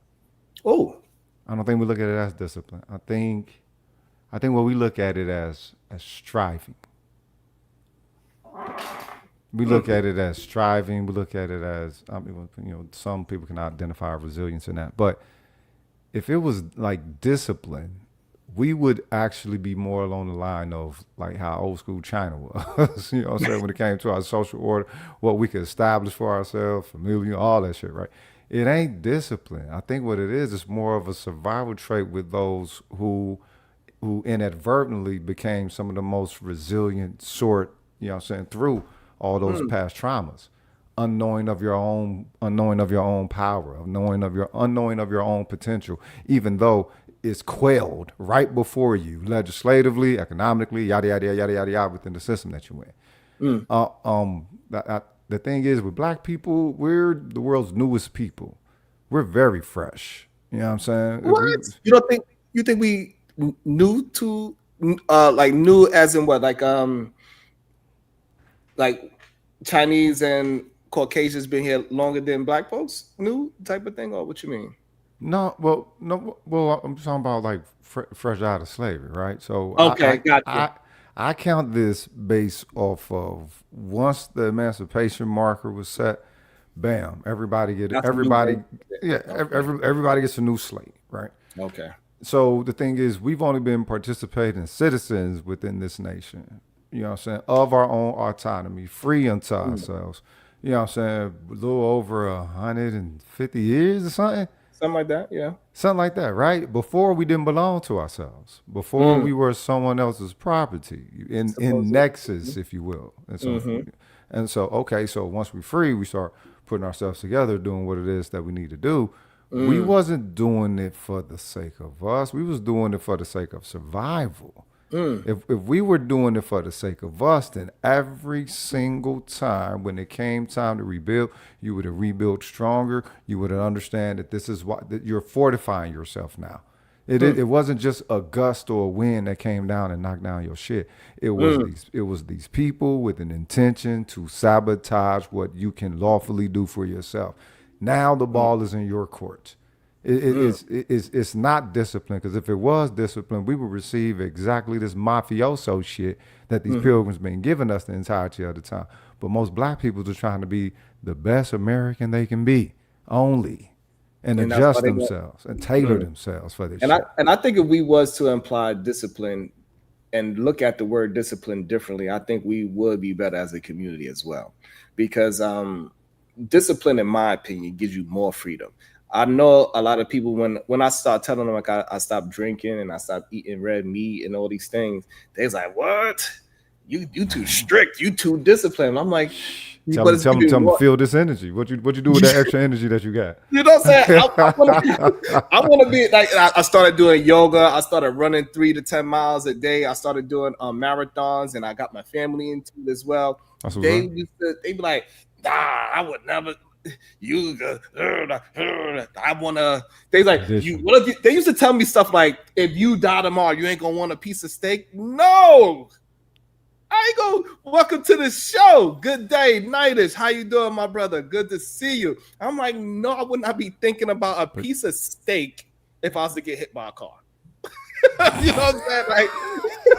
Like no, that discipline is giving me different kind of freedoms of thought, and to be able to run with my children still, run with my grandchildren as I get older, and hopefully fight age as much as I possibly can, because no matter how healthy I'm attempting to be, still I'm going to pass. Still I could get a disease, but I want to be able to fight it as much as I possibly can, not because I'm going to live forever. It don't have nothing to do with living forever. Now, do you see your drive and your intention and your passion that you have for that as an average view? Ooh.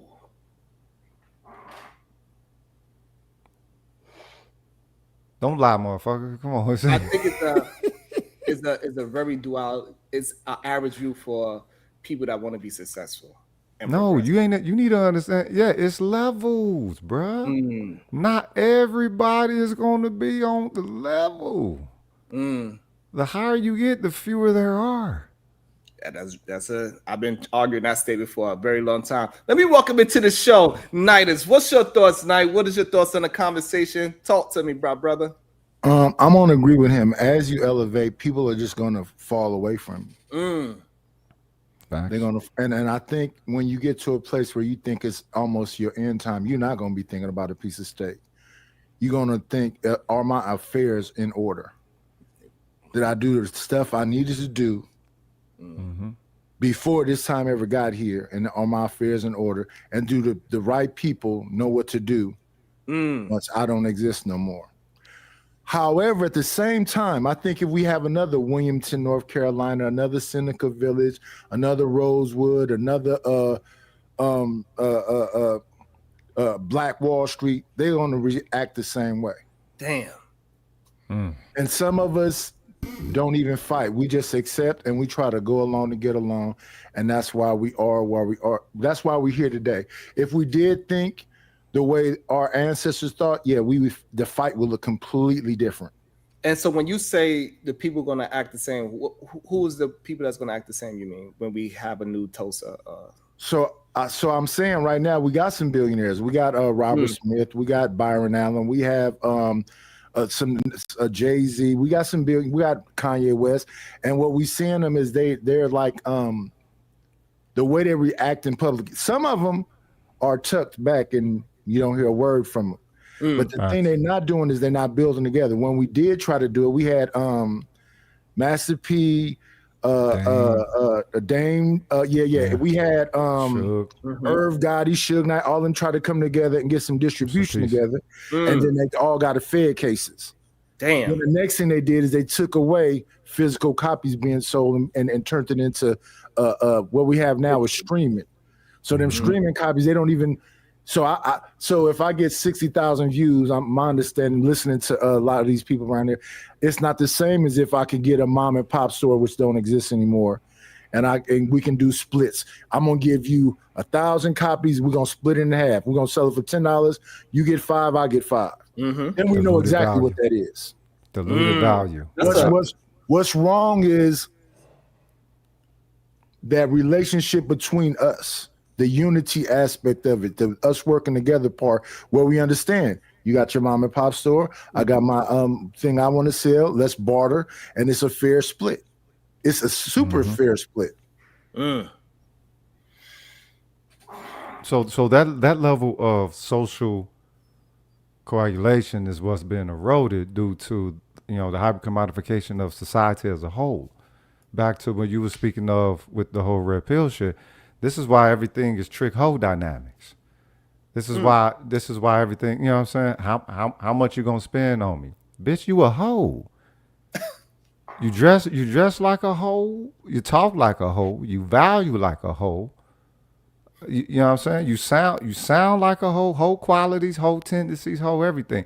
And these bitches ain't stepped on one track. Not one, but they full-fledged hoes. I mean, you know what I'm saying? And that was why they was women of the night. This shit was supposed to be done at night.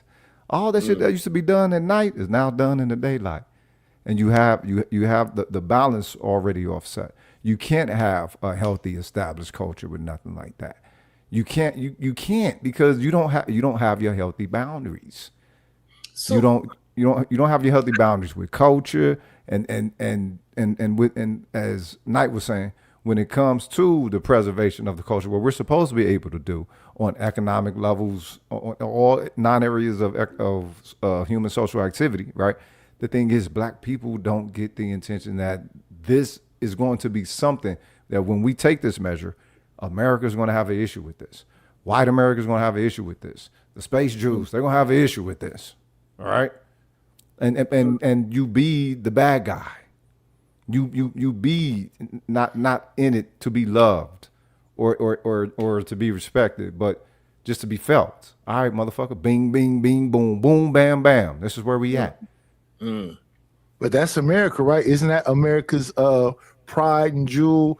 How many Billy the Kid movies have they made? How many Al Capone, Scarface movies? They're telling you that you're supposed to be unapologetically going out. Yes. So is it a problem that we are not building more unapologetic culture? Yeah. So we need to build more culture that is unapologetic, accepted. We have to build relationships that can't be torn apart because the devil got more money than I do. That part right there. He's a Dracula. He's been alive 1,000 years, so he's accumulated a lot of stuff. I don't have all the motherfuckers. Yeah. So as long as you have to be the man with the wooden stake, and you might have to take a little bit less, but you know that your people gonna survive once it's all over with because you got to run that stake through the Dracula's heart. Damn. Because the way they think, listen, we just had, I believe Imperius was up here the other day. We had Josh up here the other day. They unapologetically do the things that they do. And they said pridefully, we believe in destruction and conquering. Manifest destiny mean whatever I see, the Lord has ordained it to be mine. We don't think like that. How does black people take grace to that then? How is it that you encounter that? And that's what they say from the jump. You know, at your destruction, I will have what our Lord has given me. Why is it? If you look at it from that perspective, then you're a vessel for the Lord, like they did it. All right. That's the way they did it. They came over here and looked at the Native Americans and said, no, y'all are savages. We need to figure out a way to make you civilized. So no matter how we violate you, it doesn't matter because you're a savage. Don't that mean their God is evil though? If that's the case, if your Lord give you right to do all this evil shit, then your Lord is the devil, right? So if you can appreciate that, then somebody got to be the God. You damn skippy. Somebody got to be the vessel for God to deal with this evil. Right. And perhaps God ain't supposed to be using grace. They got to be able to walk in the shadow of death and fear no evil, right?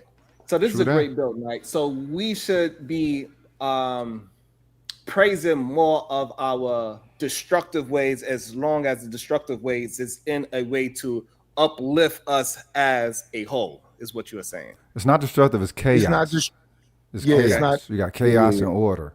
And the balance, what black people tend to do is give too much attempt at order with everything. We're supposed to be doing order primarily with us, but we're also still supposed to be doing some chaos. We be spitting our chaos with us and not on things that are warranted our chaos.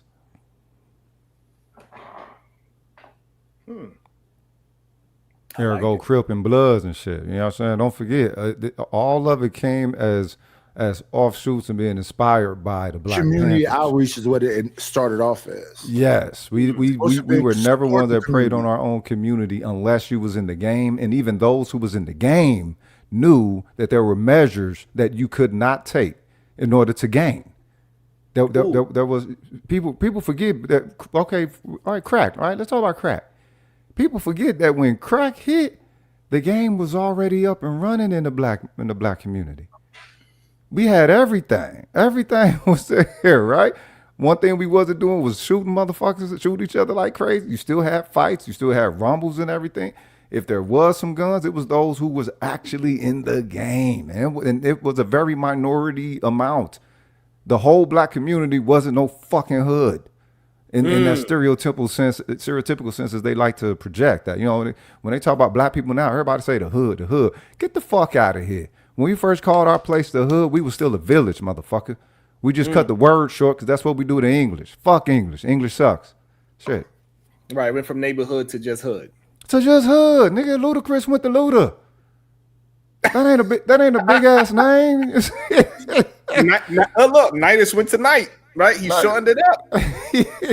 Well, it's a reason for that, but I know this about, if you know anything about the past, and what they'll do is they'll do that Willie Lynch thing where you don't want the young to talk to the old.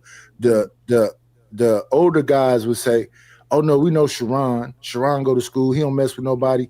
Y'all ain't gonna put no hands on her. And if y'all gonna fight, it's gonna be a 1-on-1." What happened to that? Yep. Yeah, y'all not finna shooting, y'all not finna do. And what y'all do, you did something to that old lady house. Now you're gonna have to go apologize and go turn yourself in. Yep. What they did is they got rid of all the old structure. So that's why people try to call back these older men, but them older men been locked up for so long that they think that all the stuff that's said about them older men is myths. No, it was order in the neighborhood. Your grandmother house wasn't finna be broken into. And that is an interesting point, Knight. So now you're saying in this day and time, since we don't see that structure of the old school, it's a myth now, and it never actually existed to the. It's a mess now. Damn. It's a mess now. A mess, not a myth. Because it sounded like you said myth, and I was like, no. I'm saying they think that order and structure is a myth. Yeah, right. There used to be order and structure. And right, and so what I'm asking is this: so it's a myth now, is because it's so far removed from our community. In the minds of the youth, it never existed. In the minds of the youth, yeah. The thing is, that's what crack destroyed. We were still a community when we look. It was blow. It was during that time. It was like bass, right? Remember, motherfucker was bassing. Motherfucker had angel dust. We talking those years. You had all kinds of drink in Oklahoma. You know, they had peyote They had a lot of different shit. The black community wasn't being destroyed with whatever minority element that was in the game operating within the black community. There was some sense of some sort of a balance there. If y'all get a chance, read Tupac's Thug Codes, and you'll get an understand and why he put them shits together and the social parameters and the factors that were present as he was constructing it. You know what I'm saying? What he was doing was undoing what crack did. What crack did was completely destroyed the remaining social coagulation that we had in you know what I'm saying, in our communities on average. It wasn't all black communities, but on average we lost that. And it sucks because this is why you know, now it's so hard to have an understanding of what is hood versus the person that is good for our community. Because when I was growing up, the 5%ers and all that, they look like so-called what a rapper looks like, right? They still dressed a certain way, but you can hear in their speech and their communication that was a different brother than the one that is terrorizing the neighborhood, even though they dress the same. But so you start speaking to them, the way how they walk, you understood the difference. And now what Knight said, now it looks like a myth that never existed, that we had that structure of men that dressed so-called hood or so-called street, but they had communication skills, they was intelligent, they was self-taught, they had that self-education, and they had discipline, and discipline was good for us as a human beings. It was good for our community. That if like how Knight said, if grandma had a problem, she would go down to the community leader, even though he looked hood, he looked all this, but she would go to Knight no matter how hood Knight looked. Yes, Ms. Mary? Yes, ma'am. Yes, ma'am. That's what's missing, and what made them people be that way is because those grandmothers back then, them grandfathers back then, those people back then, what they say, they teach you in the way to go, and you might veer off, but you'll come back to that thing you learned earlier.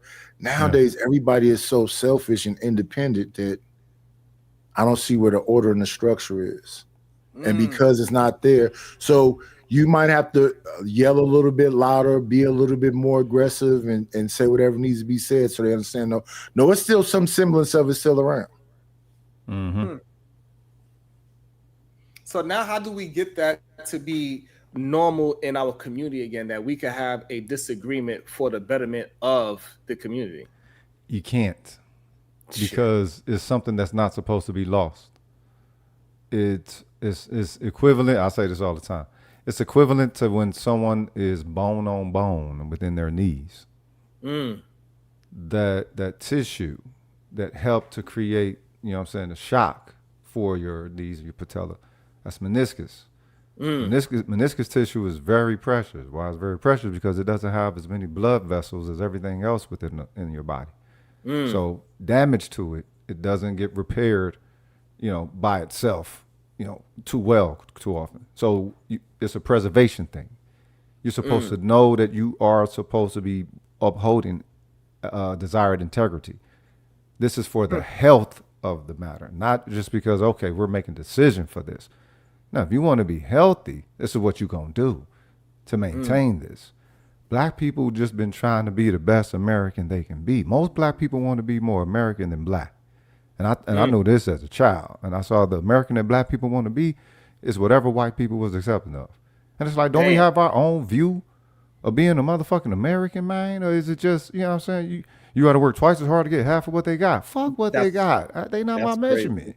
I hated that statement, man. I really did. Hey, Knight, what you, as being somebody that's able to express your shortcomings and the great things, why do you feel you personally get misunderstood when you're having a conversation? You should be one of the people that we say, hey, he had a long-lasting, unfruitful marriage all the way into death do y'all part.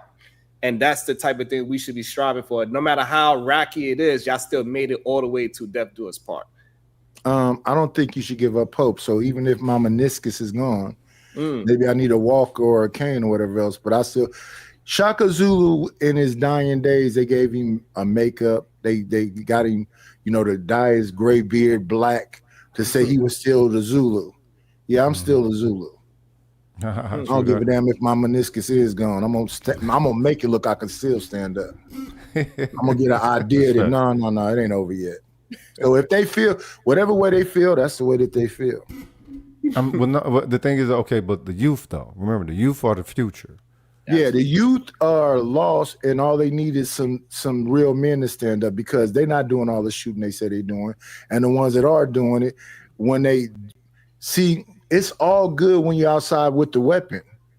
But once you get up inside there with them big old strong men that's been sitting up in there 10, 15, 20 years, what you gonna say? On the street, they were scared of me on the street. You don't got a gun no more. All right, but hold on. I'm not talking about those that you know, so potentially could be like menace to society type shit.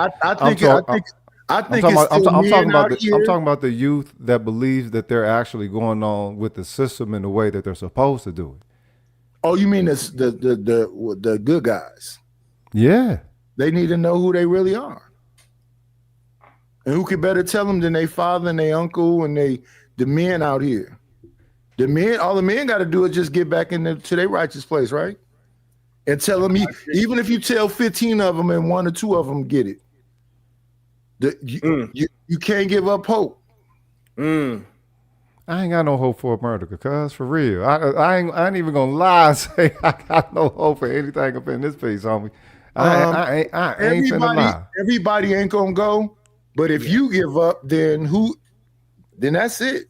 It's not really a give up because to go along with this, when you go along with America, you realize that you actually are going against go along the with America. What is your idea of what blackness is? What's your idea of what the direction we're supposed to go in? If you're a Hebrew Israelite, if you're a Nation of Islam, if you're a 5%er, if you're a Muslim, whatever you are, what is your idea of what it's supposed to be? Because the most structure I see is from them different groups. I see them young men with their suits on, standing up straight, chest out. Okay. Looking good for their folk or looking good for, you know what I'm saying, in comparison to everybody else in America. This is the issue. We've never, as a people, we've never culturally established what it's supposed to mean to be black and what it's supposed to mean to belong to being black. We've always broke ourselves up in these groups, or somewhat factionists, if you will, you know what I'm saying, due to a difference of ideology, as opposed to just motherfucking black. You know what I'm saying? So that's all I is. And that's the difference. I'm black and that's black the difference. only. Who's the example? Black. Who's the one who can come and be the mediator between these groups that find some kind of differences between themselves? Is it their differences that keeps them like unaligned, or are they unaligned? It sounds like it. That's why I don't understand. I don't understand what the unalignment could be here within the United States. I can understand if these groups had their own respective territories to themselves, but here in the United States, unless we actually are a power dynamic within this mug, you know what I'm saying, beneficial into ourselves through the United States. I don't know why we can't barter and do, especially right now in this day and time.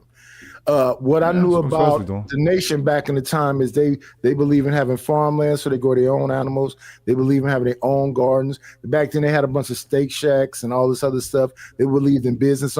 So what happened? Why did we get so far away from that?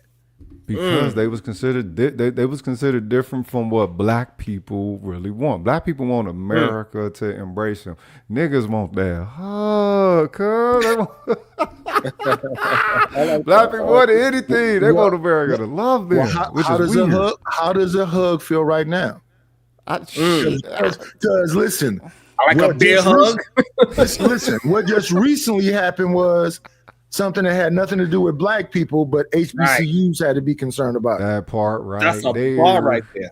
That part right there. We had. That's why it's like a beer hug, right? It's more like a beer hug. So now we can attempt to build on that. So Knight, we're gonna start with you. What will be your idea of what it means to be black? So we could get so people could start saying, "Hey, I'm black because I do this, and this is powerful about us as being black." The first thing is try not to harm each other. That part right. Be a safe space for each other. So so let's build on that one first, right? I really truly believe that black people are a safe space for black folks. I think when you get in trouble, the first place you can run to is a black neighborhood. They will hide you. They will put you in the basement. They'll give you their last bit of food. They'll put you in the goddamn basement if you the uncle, you living in your auntie's basement. Like, I really believe in general, we are very protective of our black folks. However, we allow the propaganda to make it seem as if we are the ones just harming each other. So when they give you that basement and all that other stuff, you need to be able to. When they give you that basement and that hideout space, you need to be able to find some kind of way to build so that you're not a detriment to them. You're not just taking. You got to be able to add something to those people that open a whatever garage. Okay, so I think what I'm trying to say is that, so your first one, right? I think we are a safe space. So can you give me a different one? So I just disagree with that one, right? Because I believe you think we're a safe space amongst all of us. I'd say the majority of us. And my thing about the majority of us, I look at the majority of us as a silent majority. All in places where we could stand, because the real threat of us is a minority. So why does the minority is the loud squeaky wheel? Why are they the one to get all the attention and all the focus on us when they are a minority?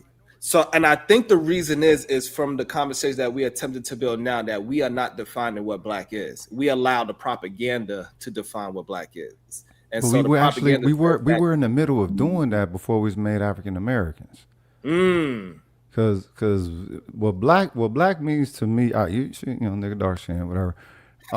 The thing is, I was attacked with this being a negative early 80s and shit, right? But my people are hella hyper literate, you know what I mean? So, you know, encyclopedias in the home. So at that age, you know, around, man, that's old school right there, encyclopedia. Oh, you feel me? Yeah, so, but see, we got to let that go, because definitely when Wesley Williams in that hand in that movie, that ended all that dark skin is below. You know, it took a long time for me to get myself back in my footing. Shout out to Chris Brown and Drake.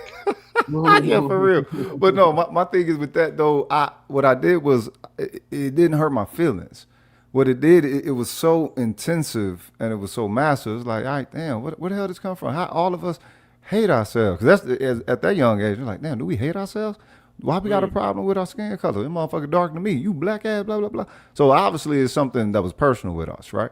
So I knew by that age to go look, you know what I'm saying, in the history books. You know, we was already going to the library. Having a library card was a thing of pride back in the day, y'all. For real. You know what I'm saying? If you had a library card. People forget that. And, you know what I'm saying, looking at the microfiche, you look into the history, it's 1984, 85. Nigga, you go back maybe 10 years, 1974, 75. How did black people feel about themselves? Everything about us was actually turned up for being black. The way we walked, the way we talked, the way we greeted one another. You know what I'm saying? How everything, you know what I'm saying? Hair, all of that. And so it's like, how is it that in that short amount of time, which was 10 years, at you know 6 or 7 years old that I was, you know, it's like, all right, then what happened for us to be like, yo, you blah, blah, blah, blah. And so to me, I looked at the response to the world with us in the 70s. That is what put my black identity together. That, and also being from North Tulsa, Oklahoma. You know what I'm saying? Understanding that all that sabotage that they put on us, it's only because you fear. You fear those who you sabotage. So the first thing we need to put on the list of being black is education is a great thing. Shit, it's supremacy, god damn it. That's what you want to put it on, because everybody's scared that we gonna fuck around and be the best when we just trying to participate with everybody. Yeah, but we have an anti-intellectual thing about ourselves. We look at education as you being a white person. I just think that the hoax was accepted. And that hoax was, I know it's not a real thing, but they call it the Willie Lynch letter. Light against dark, young against old, man against woman, and then we had COINTELPRO, and then they made everything where we was believing in black power seem anti-American, communistic, and everything else. So the outside people told us this. So then we said, yeah, we'll get that crazy N-word off our porch. He talking that communistic stuff. We talk about Mao Zedong, and we don't mess with the Panthers, even though the Panthers created the breakfast program and all. So it's an outside force being too influential on us. It's not. It's really from inside of us. It's us, like you said, needing a hug from somebody outside of us. We wasn't good enough. So that's why you need the Hermes belt. That's why you need the Louis Vuitton. That's why you need the Gucci. That's why you need the Fendi. That's why you need the Beamer. That's why you need the Benz, because you alone is not good enough. Okay, so are we all in agreement that we need to turn education into a Black proud situation? Being educated is not being white. It's not merely about being educated, because there's a lot of Black people that's educated that's not healthily connected to their Black identity. What it is, it's more about having a cultural connected intelligence. It's not just educated, because you know a lot of people, you can go into some of these mark-ass schools and get educated. Nah, you go in there, you get indoctrinated. Indoctrinated, thank you. They're not educating them people. Right. So the thing is, what we need to be educated on is what we were doing far back, like I said, in 74, is educating us on ourselves, something that Dr. Amos Wilson talks about all the time, right? All the time. But regardless, it is education, right? Well, life is education, cuz you're gonna get educated with life, and this is the importance of game. People that put down game and think that it only has something to do with some deception and shit. Nah, motherfucking game is a way of you absorbing some skill set through the wisdom and experience of another, right? The thing is, anything can educate you if you're the proper style of receptive student. When it occurs, you're going to get laced with it. It don't matter what it is. But here's the thing, Rogish. So, but if we are going to establish what it defines us as a Black person, we're going to have to start defining what education is for us. So this way we could define it and say, hey, when you have these things, or you working towards these things, that is being Black. So we got to make it very focused and say, hey, this education, what education means to us as Black folks, and stop communicating that education means white. What part of Dr. Amos Wilson, right? He defined education as being able to solve your own problem. That is when you can say that you are intelligent.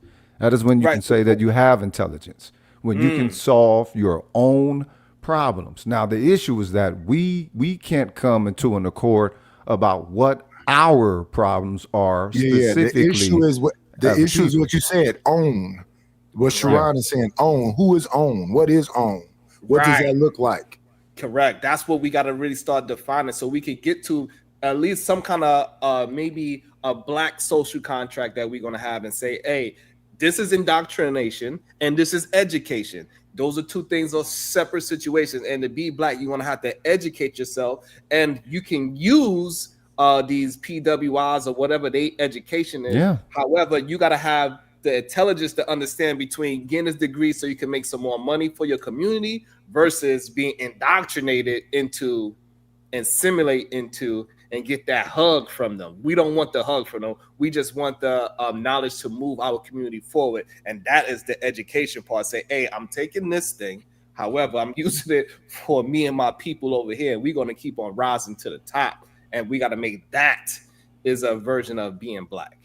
I think it's we got to get away from thinking that we in some kind of physical war when they keep saying it's a war of principalities and it's above us. And when we get away from that, then we don't have to worry about the threat. The threat is the thing that's scaring people the most. If you feel you have to walk around strapped up and ready to fight every two, it's hard for you to open up. Right.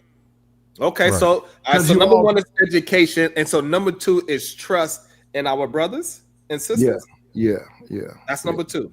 Yeah. Trusting in our brothers and sisters. Okay, all right. I think we're building something here.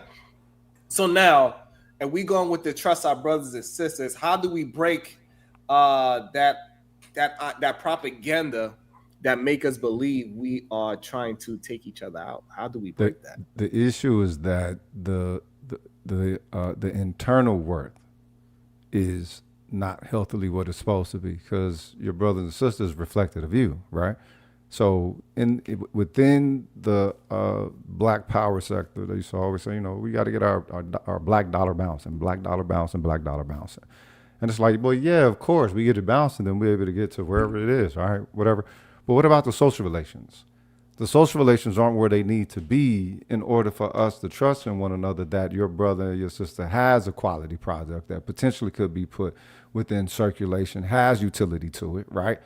Our issue is that. It starts first off with the internal. You got to value what it is that your brother and sister can create, and see it as something that is practical. See is something that is, you know what I'm saying, could be a decent utility. So I would like to say, hey, we could start with the social contract. Can y'all please just hit the like and share button? For real. Right? Something that simple. We having a really good, peaceful conversation, and we even had disagreements. This is a good example that we had disagreements without it turning into disrespect today. Most people probably wouldn't even recognize the disagreements because it didn't turn to disrespect. Oh, that's the cold part. That's the cold part. That mean people do not know how to communicate, man, and perhaps aren't in the intention of even understanding something, just to be heard. And it's like, but nah, I mean, shit, what the fuck? Anybody can be heard, but what can we get from it? Can we progress, or are we wasting energy? So, Knight, do you believe we can get past this idea of being afraid of our own people in our neighborhoods? Oh yeah, sure. Okay. What does that look like? You just stop being afraid. You just, what they say, though you walk through the shadow of death, you ain't worried about it. You're not supposed to be worried about that like that. Because when your time comes, there's nothing you can do about it. No matter how many straps you got, no matter how much you got. You've been walking around every day with that thing. You ain't shot it one time. Probably don't even know how to shoot it right. Yeah. For real. But this is the ill part, that also they don't know the game that they're playing, because they don't know the game. They think it's just a game, but the game is the game, but the game ain't a game, because the game will claim. And what's supposed to happen is you're supposed to take care of your own like that. This has nothing to do with law no more. This has to do with a desired social order, the preferred social order. So if you're there to terrorize your own, you get treated like any other terrorist. You're supposed to know. You're not supposed to pray where you lay. Ooh. And that's what they do. Ooh. And you got a community that trusts in the very same system that would exacerbate it, facilitate that shit, to come in and be the corrector factor. When you have a black corrector factor in the form of grassroots community organization, right? They don't get all of the support that they're supposed to get, because for some reason it's deemed pro-black is deemed as anti-American, anti-white, and they're not. Okay, so all right, so we got number one, make a distinction between indoctrination and education. That's being black. Number two, we got to stop being afraid of one another. And then number three, we're gonna have to support our grassroots community builders and allow them to be the ones that correct the community. We're gonna have to appoint them as, hey, you can correct the community. So now the only issue with that, right, is that some people get caught up in scandals that build those communities. And I think we as individuals, we got to understand that, yes, he did a lot of great things, but once he crossed that line and become negative, we can take him out of it and not just demonize the whole organization because that one person did some foul shit after we trusted him. We got to have to move that community and that organization forward, just get that bad character out of our organization, because now we got to trust the organization to do that very thing that we appointed them to do, is to get that negative bad actor out. But it's not just getting them out no more though. Look, we're past the point towards where we can use diplomacy for a lot of this, right? We're past the point of diplomacy for a lot of this, have been for a long time. We really should be approaching this as if this is a post-apocalyptic situation, maybe 70, 80 years down the line, rebuilding done happened, and now, you know what I'm saying, you're in reconstruction. We really should be projecting this as being less ideal than how we see us being able to make it. Go ahead, now you finna say something. I'm just confused because if it's more good people than bad people, we just need. Ali used to call himself God's man. Mm-hmm. The reason why he gonna win the fight is because he got God behind him.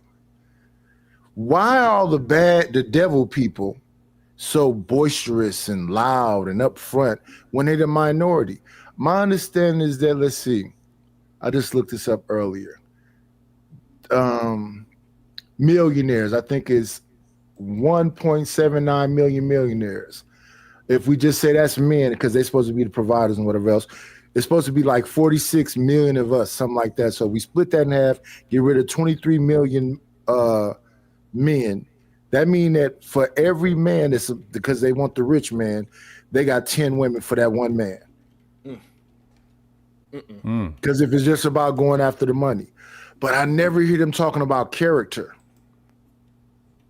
And I never hear about God, man, having the same type of intestinal fortitude to be able to stand up against this bad man. The minority of bad men get to tell the majority of us what to do. You mean they talk about the guy Dylan Roof went up in the church and they prayed with him and hugged him and everything else, and that one individual was able to do all that destruction? Where's the good man with the weapon? Where's the good man with the muscles? Where's the good man with the right conversation to be able to tell you, no, that's not going to happen there? Well, majority of the time, especially like when we had these conversations, the good man is deemed weak because he's not this so-called negative man. Like they would literally talk to me and you, right, as we pushing and promoting families and men should not be fighting and shooting and robbing and stealing, right? They would come to us and say, you don't got no power. If I was to see you in the street, you will walk away as if that is something negative. That is a positive, productive man that he's walking away from danger, possibly taking his life away from his family situation, from his community situation. That is a good man. He ain't supposed to be engaging in something that's going to take his life away for something because you called him a BAN. Take your ego out of it, walk and get back home to your family. I don't care. As long as you don't touch me, hey, it is what it is. And so we have to be able to start promoting that night and say, hey, the good man is this. He don't have to be this super thug fighting, gun toting. I got to put everybody in danger to be the male of authority in our neighborhood. The thing about the super thug, though, is this. You're a shooter, you're a killer, you're a gangster. How you got a case? How did you go to jail? I thought you was a shooter. I thought it was you going to stand on top of the derrick like James Cagney and say, you'll never take me alive, copper. How you a shooter and they come and take you to jail? First of all, how did they get the gun away from you? Hey, Knight, you cooking on that one. I never understood that neither. I didn't understand that. If you bout it, then be about it on all levels. It don't matter. With everybody. Yes, it's supposed to be with everybody. But it definitely changed. And I do believe that we got to start having a trust in a representation of our community leaders. And also, if they was to get out of pocket, we should be able to check our community leader, take him out, and replace him with the next man up. Oh, yeah, sure. And I think the problem is majority of our pro-black and all this, they get caught up in scandals. And because that one person get caught up in a scandal, we throw that whole organization away. And that is the danger that we are facing as well. And we got to find a way to combat that because other communities figured out how to do it. They don't care that the Republican person, he got caught doing something negative. They sent his ass to jail and they condemn him. You know what I'm saying? Or the Democratic Party or whatever the case is, they would just take his ass out of it and say, hey, we're still moving the party forward. And us as black folks, we got to be able to do that. I don't care what organization, a majority of what they're doing is good. And then that one leader, Malachi York, he do something degenerate, take his ass out of it, and we keep the organization moving forward. And so this way we can set an example. That is an individual, and then not that one man. Like another one, Brother Polite Night, right? They may say like because he did some foul shit, the whole pro-black sector is scamming. Or whoever all is doing it. It's not everybody. Yeah, whoever is all doing it. We can't just completely give up on everything.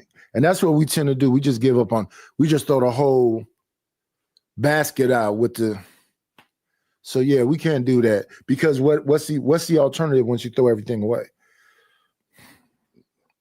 Right. We stuck looking for a hug. Yeah, the hug is not working. And so now I think that's so we got three things. So we got indoctrination is not education. Black folks need to embrace education. That's the number one thing. Know the difference between indoctrination and education. That's number one for being a Black human being. Number two, we got to stop being afraid of each other. We got to stop being afraid of pushing and promoting one another. We got to stop thinking that just because I hit the like button and hit the share button on this Black man, that's going to somehow make me look bad. Don't wait until nights become a million subs. Just do it. Just do it when you come in. That's how you wipe your feet off at the door, as Browns would say. Just come in and like and subscribe and comment and do whatever you're doing. You don't even have to like. I go by plenty of channels and just hit the like button and keep it pushing. And like it don't have to be, we have to wait until the person become big and say, I always knew. Yeah.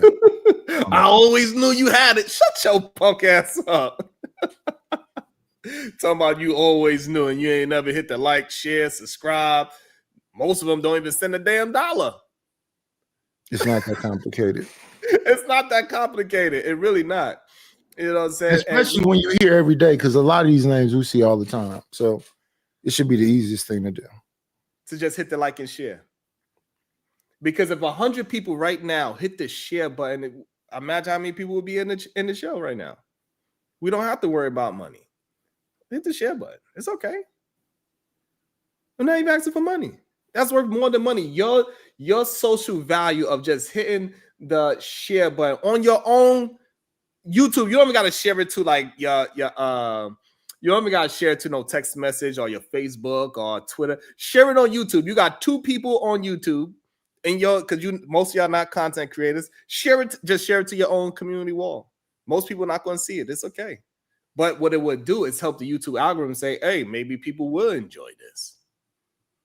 Yeah, y'all should know Sharon by now. Cut it out. We've been around here some years now. Yeah, even if you hate watching, hit the like, but hit the dislike button. It's engagement. And so what I find interesting, the reason why I wanted to have this conversation today night is because I think majority of people look at our disagreements as disrespect. And I think that needs to change. And I was looking at an old video, me, Angry Man, podcast, No Captivity, Aaron, we all on the same stream, all on camera, having a good conversation. We all was disagreeing and not one person said anything disrespectful. Why was we able to do that 3 years ago? And now, as soon as I disagree with Knight, now they like, oh, did you see Sharon disagree with Knight? They must be falling out. It don't got nothing to do with that. I just disagree with that one, whatever that topic was. Yeah, ain't that big a deal. Y'all get over it. And listen, I'm not thin-skinned. Get it, whatever it is. I probably forgot about it in a couple of days. It's not that. So, but why do we as a so-called community look at disagreements? Because we're a so-called community instead of an actual one. Ooh. So we should be folk. Listen, let me say this so everybody can hear. We should be more of an actual community instead of a so-called community. The fact that we are a so-called community is why this stuff goes on in the first place. And I want to say shout out to everybody that do hit the like and share button. Don't feel no way because we say hit the like and share. But if you the person that is doing the liking and sharing, you are part of the positive and productive build that we need. And yes, and I'm glad that you say it loud. Shout out to Black Beauty Gaming for holding her social contract. I appreciate it. I will hold mine. I would keep on attempting to have dope conversations, and y'all keep holding y'all's and keep on hitting the like and the share, and we can build together. I appreciate every single person that support the show in any type of way. We got to stop being so fragile, y'all. Just because you got dropped off a panel, nobody died. That what you did is you made the channel a couple of dollars as the 10 to 20 minutes you've been dropped off. It's perfectly okay. Get over it. We are just a little too fragile. When y'all see me getting dropped off a panel, I probably will stay back there to 10 minutes if I'm still woke. If I fall asleep, then you won't see me again. It's just not that complicated.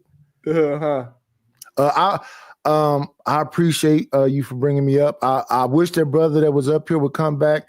That was a good conversation we had going on. But yeah, y'all got to stop being a so-called community, especially when we've been. Most of these folks and these, I don't want to name everybody. It's a lot of people, but most of us have been around each other long enough to not be taking this stuff so far. And I think that's the problem. Let me say this so y'all can understand from the night. I don't care about half the stuff y'all see on here. My skin is not that thin. Y'all keep watching Sharon. Hit the damn like button. Hit the Cash App, the PayPal, the Super Chat, or whatever else. I'm probably finna go on somebody else's channel and annoy them until I pass out. Peace out. Shout out to all the shout outs.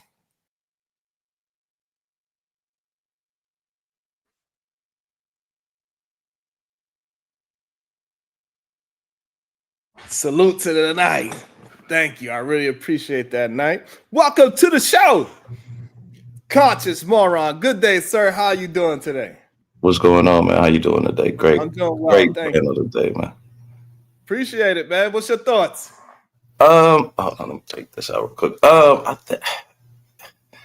don't know. I think a lot of times we get jealous of each other, especially if we trying to do the same thing and I see you coming up, I'm gonna just start hating for some odd reason. I don't want to see you go. Like I've been streaming for a while. I ain't monetized, but I see brothers coming up. I want to get mad. I'm like, damn, he doing it. So that's just more inspiration for me to keep going.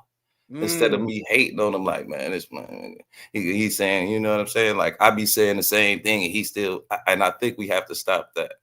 Like, if we gonna grow, we just gonna have to. Sometimes it ain't gonna be our turn, but we shouldn't hate on somebody else for getting in the race and doing it. Damn. So we have a problem with thinking that we are better than. That's that ego shit again, right? They I don't think it's really better than. I think it's more so like jealousy. Like because like I said, I've been in it a minute, and I don't watch brothers come in and blow up. But I can't be mad. I'm just like, it's his time, and if it ain't my time, it ain't my time. But I ain't gonna hate him because he doing this thing differently. If anything, I gotta watch. Like, what is this nigga doing that I ain't doing? You know what I'm saying? Instead of like hating on him, like just try and pick up. Like my granddad used to tell me, you could learn a lot from a fool. You can learn what not to do. So you can always pick up things, or you know what I'm saying, or somebody successful. Don't be mad. So somebody just said, shout out to the Gale. He said, haters are just confused admirers. Why? What is it about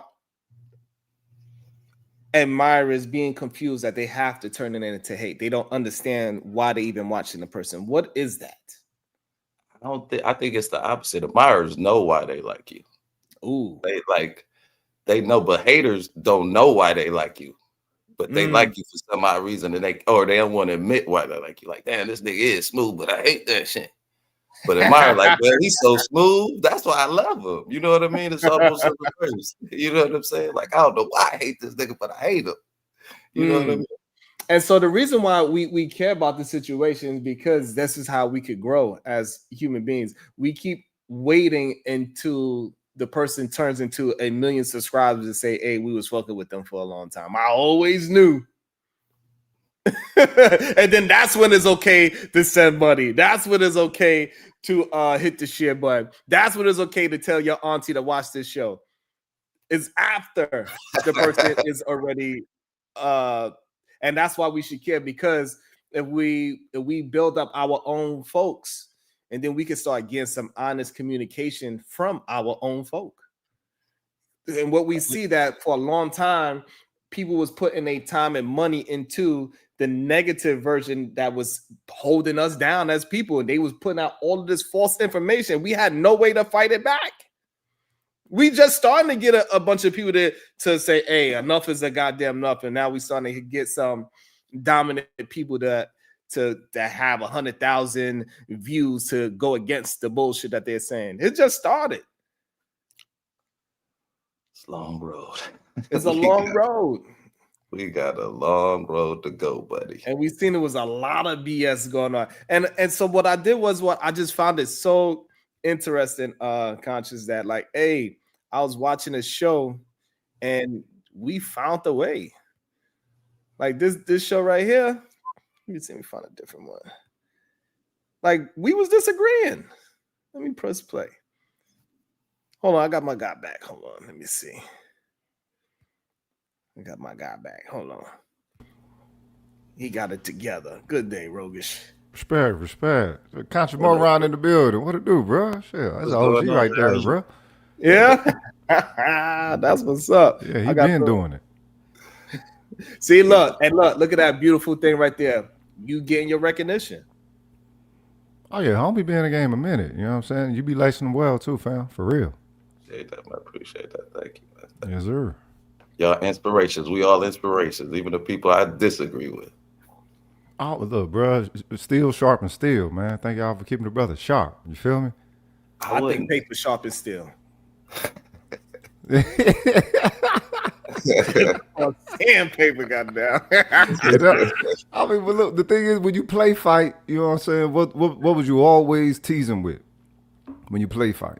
Like, all right, how real can we get with this fight? Even though we don't want to hurt one another. Mm-hmm. You don't want them to fake it. So it's like, all right, then nah. You know what I'm saying? I want to know what I can do. That line, close. Where the line? Okay, that's it right there. My fault, bro. We know. That's how those slapbox fights turn into real fights quick. Yeah. chill. Well, that's how you grow, though. You know what's crazy? We don't even do that no more as a community, too, right? Yeah. Something as simple as slap boxing, challenging each other from young kids and build on that skill set. Because that's another skill set. Is what you said earlier. The more you do it, the more you start to realize how you could use your body as a tool. Yeah. Right. Yeah. Because it is a tool, right? Look, this is like your fist is like an arrow, and right, and so like you need to understand that's a tool. So an arrow goes straight, so you need to make sure you're punching straight, and not with your wrist like this. Why would you have an arrow and it's crooked, right? So you see people right there to the temple. For real. Well, I mean, but the thing is you make yourself sharper. It's really all about discipline. Anything I didn't got seasoned enough to realize anything can be a discipline if you do it with the intention plus time plus what is it? Intention plus time plus circumstance. And you will receive that same type of runner's high that you get whenever you do something, you know what I'm saying, athletically enough. You'll get a runner's high. Well, you'll do that same thing with discipline. Inevitably, it becomes something it's just not easier. It's just that's what happens within the shift. Discipline is a superpower for humans. So I think what it is, it's like a catalyst that you have within that you always got access to. I love the word discipline. I think I think discipline should that's freedom. The more disciplined you are, the more freedom you're gonna have, in my opinion. There's always a way for us. That's the thing. Is if there's always a way for us, no matter what the situation is, then all you have to do is stick to it. But now that's delayed gratification. And so how do we get people to understand that being disciplined and having delayed gratification is a superpower? Because it takes time to become that sharp piece of metal and that tool that is very useful in the world. It takes time. And how do we convince people to understand to trust the process? This is where you ain't supposed to be doing it on your own. You're supposed to be instilled with something that gives you the motivation to effort to discipline. This is something that's supposed to be passed down and passed down. It's supposed to be lineage. It's supposed to be culture. It ain't supposed to be one's individual motivation. Well, wouldn't that hurt us since we don't really have those traditions since they were taken away from us in a sense? Yeah, and that's why as we do, achieve our successes, it's rarely as a coagulation. It's rarely as a conglomerate. Like that's why I said earlier, the shit get really mafioso. Look at what happened with Dame them. I'm talking about Irv and all that. It's like, look, they were just trying to, this is music. You thinking that, all right, look, we just try to just distribute our own culture. We can distribute our own cultural product, right? Right? Y'all don't have an issue with us distributing our own cultural product. We can really just take it all back to the trunk. You know what I mean? That was distribution then, but no, when you start playing the power game, then they start trying to Cosby you. And throw 50 line white bitches on you and saying that, you know what I'm saying, you spiked there or whatever, when he was kicking it like that too. They was all fucked up in there. It wasn't that them bitches all fucked up. Oh, Cosby did this. That nigga right next to them bitches. Did you see that picture of him in the Playboy Mansion? He was like sitting, it was like a plethora of white women around him just smiling. He just like, yeah, you about to get this put by. And then just because he tried to play the power game, they stole his son, you know what I'm saying? Rest in peace. And you know what I'm saying? And trying to cripple him. It's like, look, if power means this much to them, then black people is the one who's wrong. It ain't them that's wrong. It ain't the devil that's wrong. It ain't the evil element. It ain't the adversary. Nope. If power is how all this shit is to be established, who's to grant you any? Who's to be nice with theirs unto you? Who's to be polite with theirs unto you? Who's obligated with that? Ain't nobody obligated to be polite with power. But it do need to have some kind of benevolence. It would help. It would help their humanity that they claim. Yeah, all right, then. But all right, what if motherfuckers a lot a bit more savage than the average? Do you think that it's hard to let go? That's why they want to keep people in that position of servitude. Like Kanye used to have this verse. He was like, "You got the power to let power go." I always thought that was powerful. Like, dang, like me controlling everything. Could I pass that over to somebody else and entrust them with that power? Well, the thing is, what is it that you're handing them? If you handed them the leftover of you, what is all that accumulation of that? What's the value of all of that? If it's worth some, then you trust in that. You trust in them understanding the worth that is, and they'll do all of their being in order to make right by it. You don't fault them. It's that, you know, you live it to the fullest 1,000 wow authenticity, and what they're receiving is something that's the most solid. They can only be beholden to it. I think respecting the community leader, respecting the community politics is a way of how you can give away power. Because once you say, "Hey, this organization, we're gonna trust them to police our community," that is a way of giving away your power, right? Because now you say, "I'm trusting." Depending on the organization. And I was trusting myself at one point to protect my family. Now we are going to vote you the leader of our community, 10 blocks, whatever that is. And so now that is a form of giving away your power and trusting somebody else with power. And we got to figure out how to do that for ourselves as Black people and also as Black small communities as well. And if somebody was to do something against the regulation of what they're supposed to do, we should be able to just take out that one person. No matter how many people we got to take out the organization that we put in power, we should be able to take that person out and not condemn the goddamn institution, but we should just condemn that one person. For some reason with Black folks, it seems like when one person do something, we get rid of the whole thing. Just because Brother Polite did some foul shit with our trust doesn't mean we need to get rid of the whole pro-Black community. Like if it's 1,000 of them being bad, we should just get rid of those 1,000 and keep on building it to 100,000. I mean, but this is the thing. How do you know that you're actually connected to a specific group? Like what are the identifiers that Black people as an aggregate are connected to this group and its standings?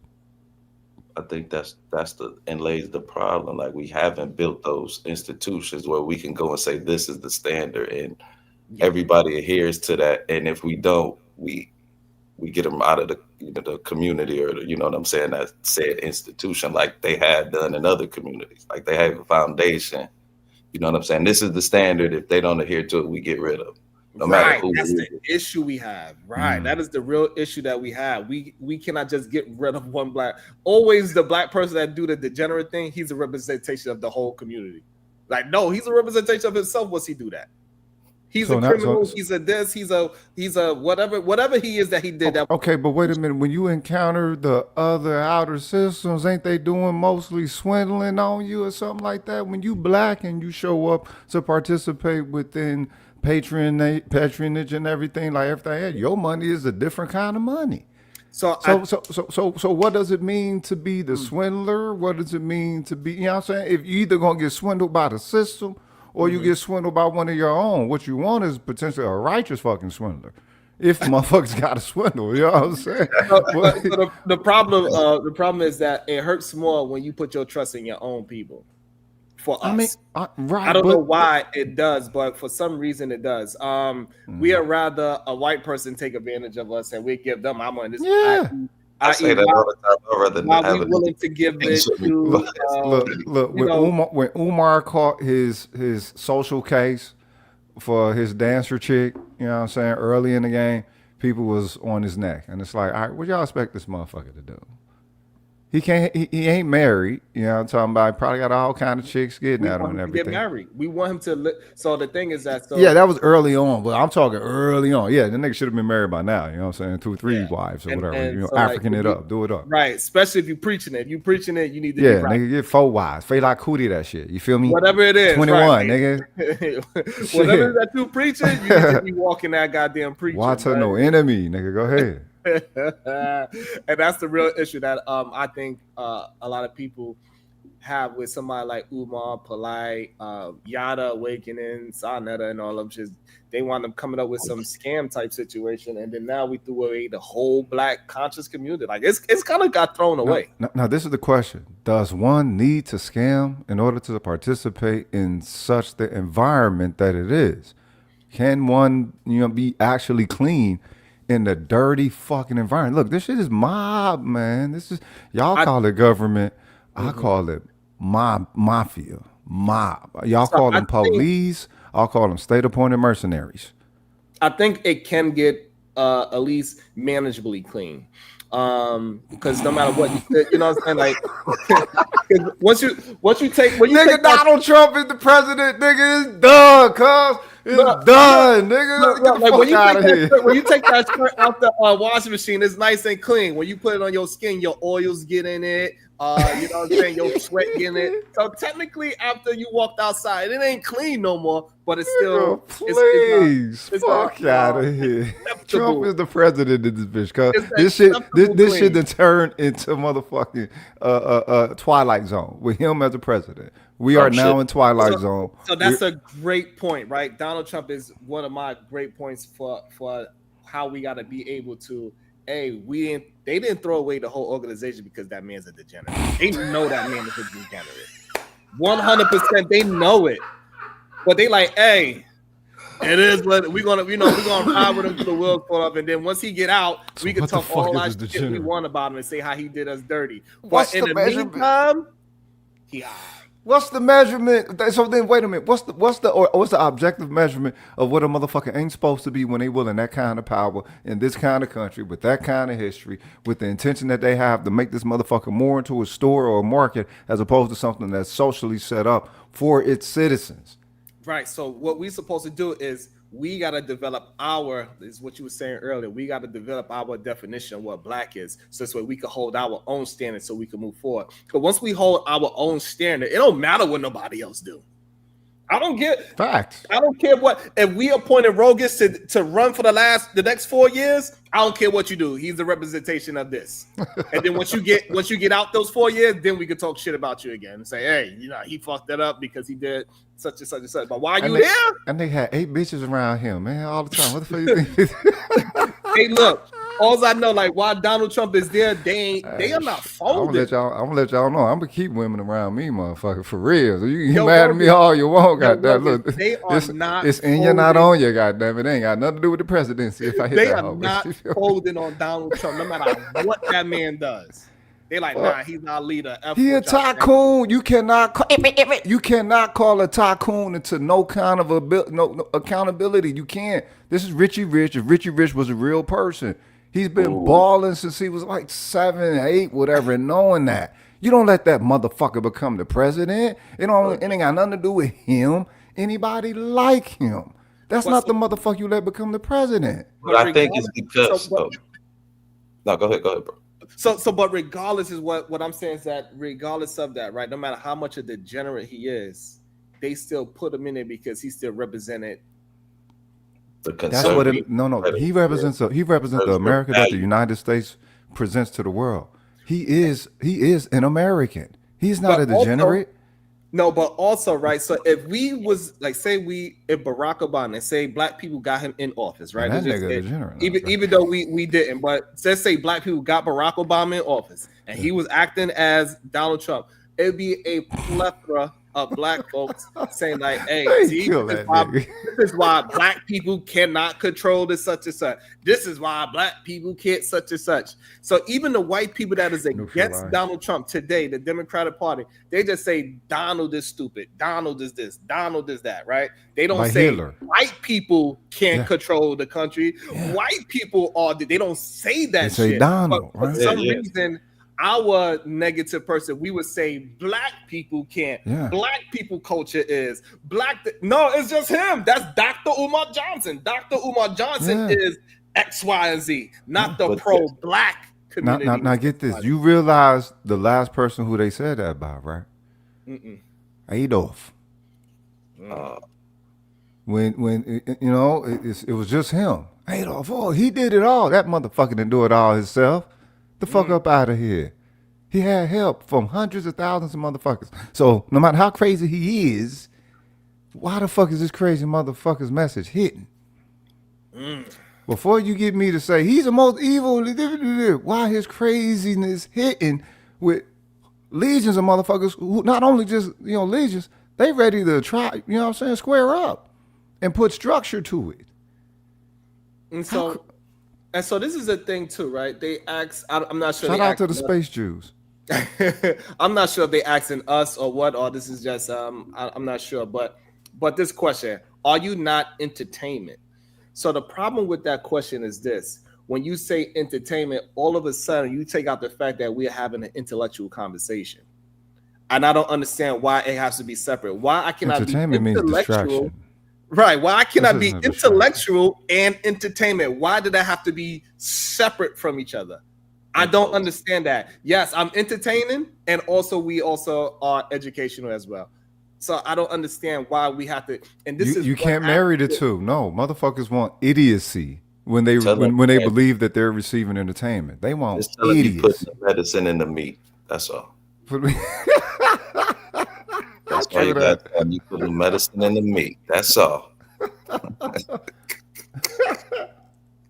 Right. So look, I took it wrong, right? So he was talking about the quote of Gladiator, right? However, are you not entertained? Yeah, that motherfucker. All right. Right. But regardless, we could still use that as saying like, even though, right, we are saying things that is possibly we are trying to focus on what we should consider being black. Still, are you not entertained by that? No. You know what? That's a great point, though. That is actually the position that we hold within this nation, that of Maximus. You know what I'm saying?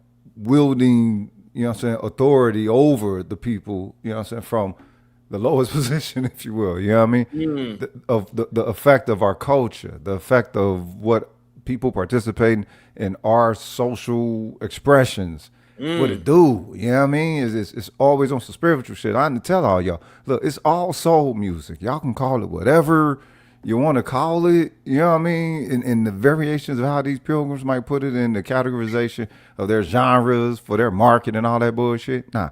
It's all soul music. So that's why you feel it the way that you do. Particular up in this motherfucker. We but black people don't have the right chips on their shoulders. For some reason, that's why I've been a supremacist in 1983, 84, whatever. When I saw that everybody was copying us, and you know what I'm saying? I was like 6 years old. I'm like, damn, nigga, everybody copy us? You look in the past and the history, nigga, 80 years before that, nigga, everybody copy us, 100 years before that. That's the button that you doing? You actually doing that? Yeah, that's me, nigga. What the fuck? Hip hop, second generation. Wherever you talking about. Yo, that's crazy.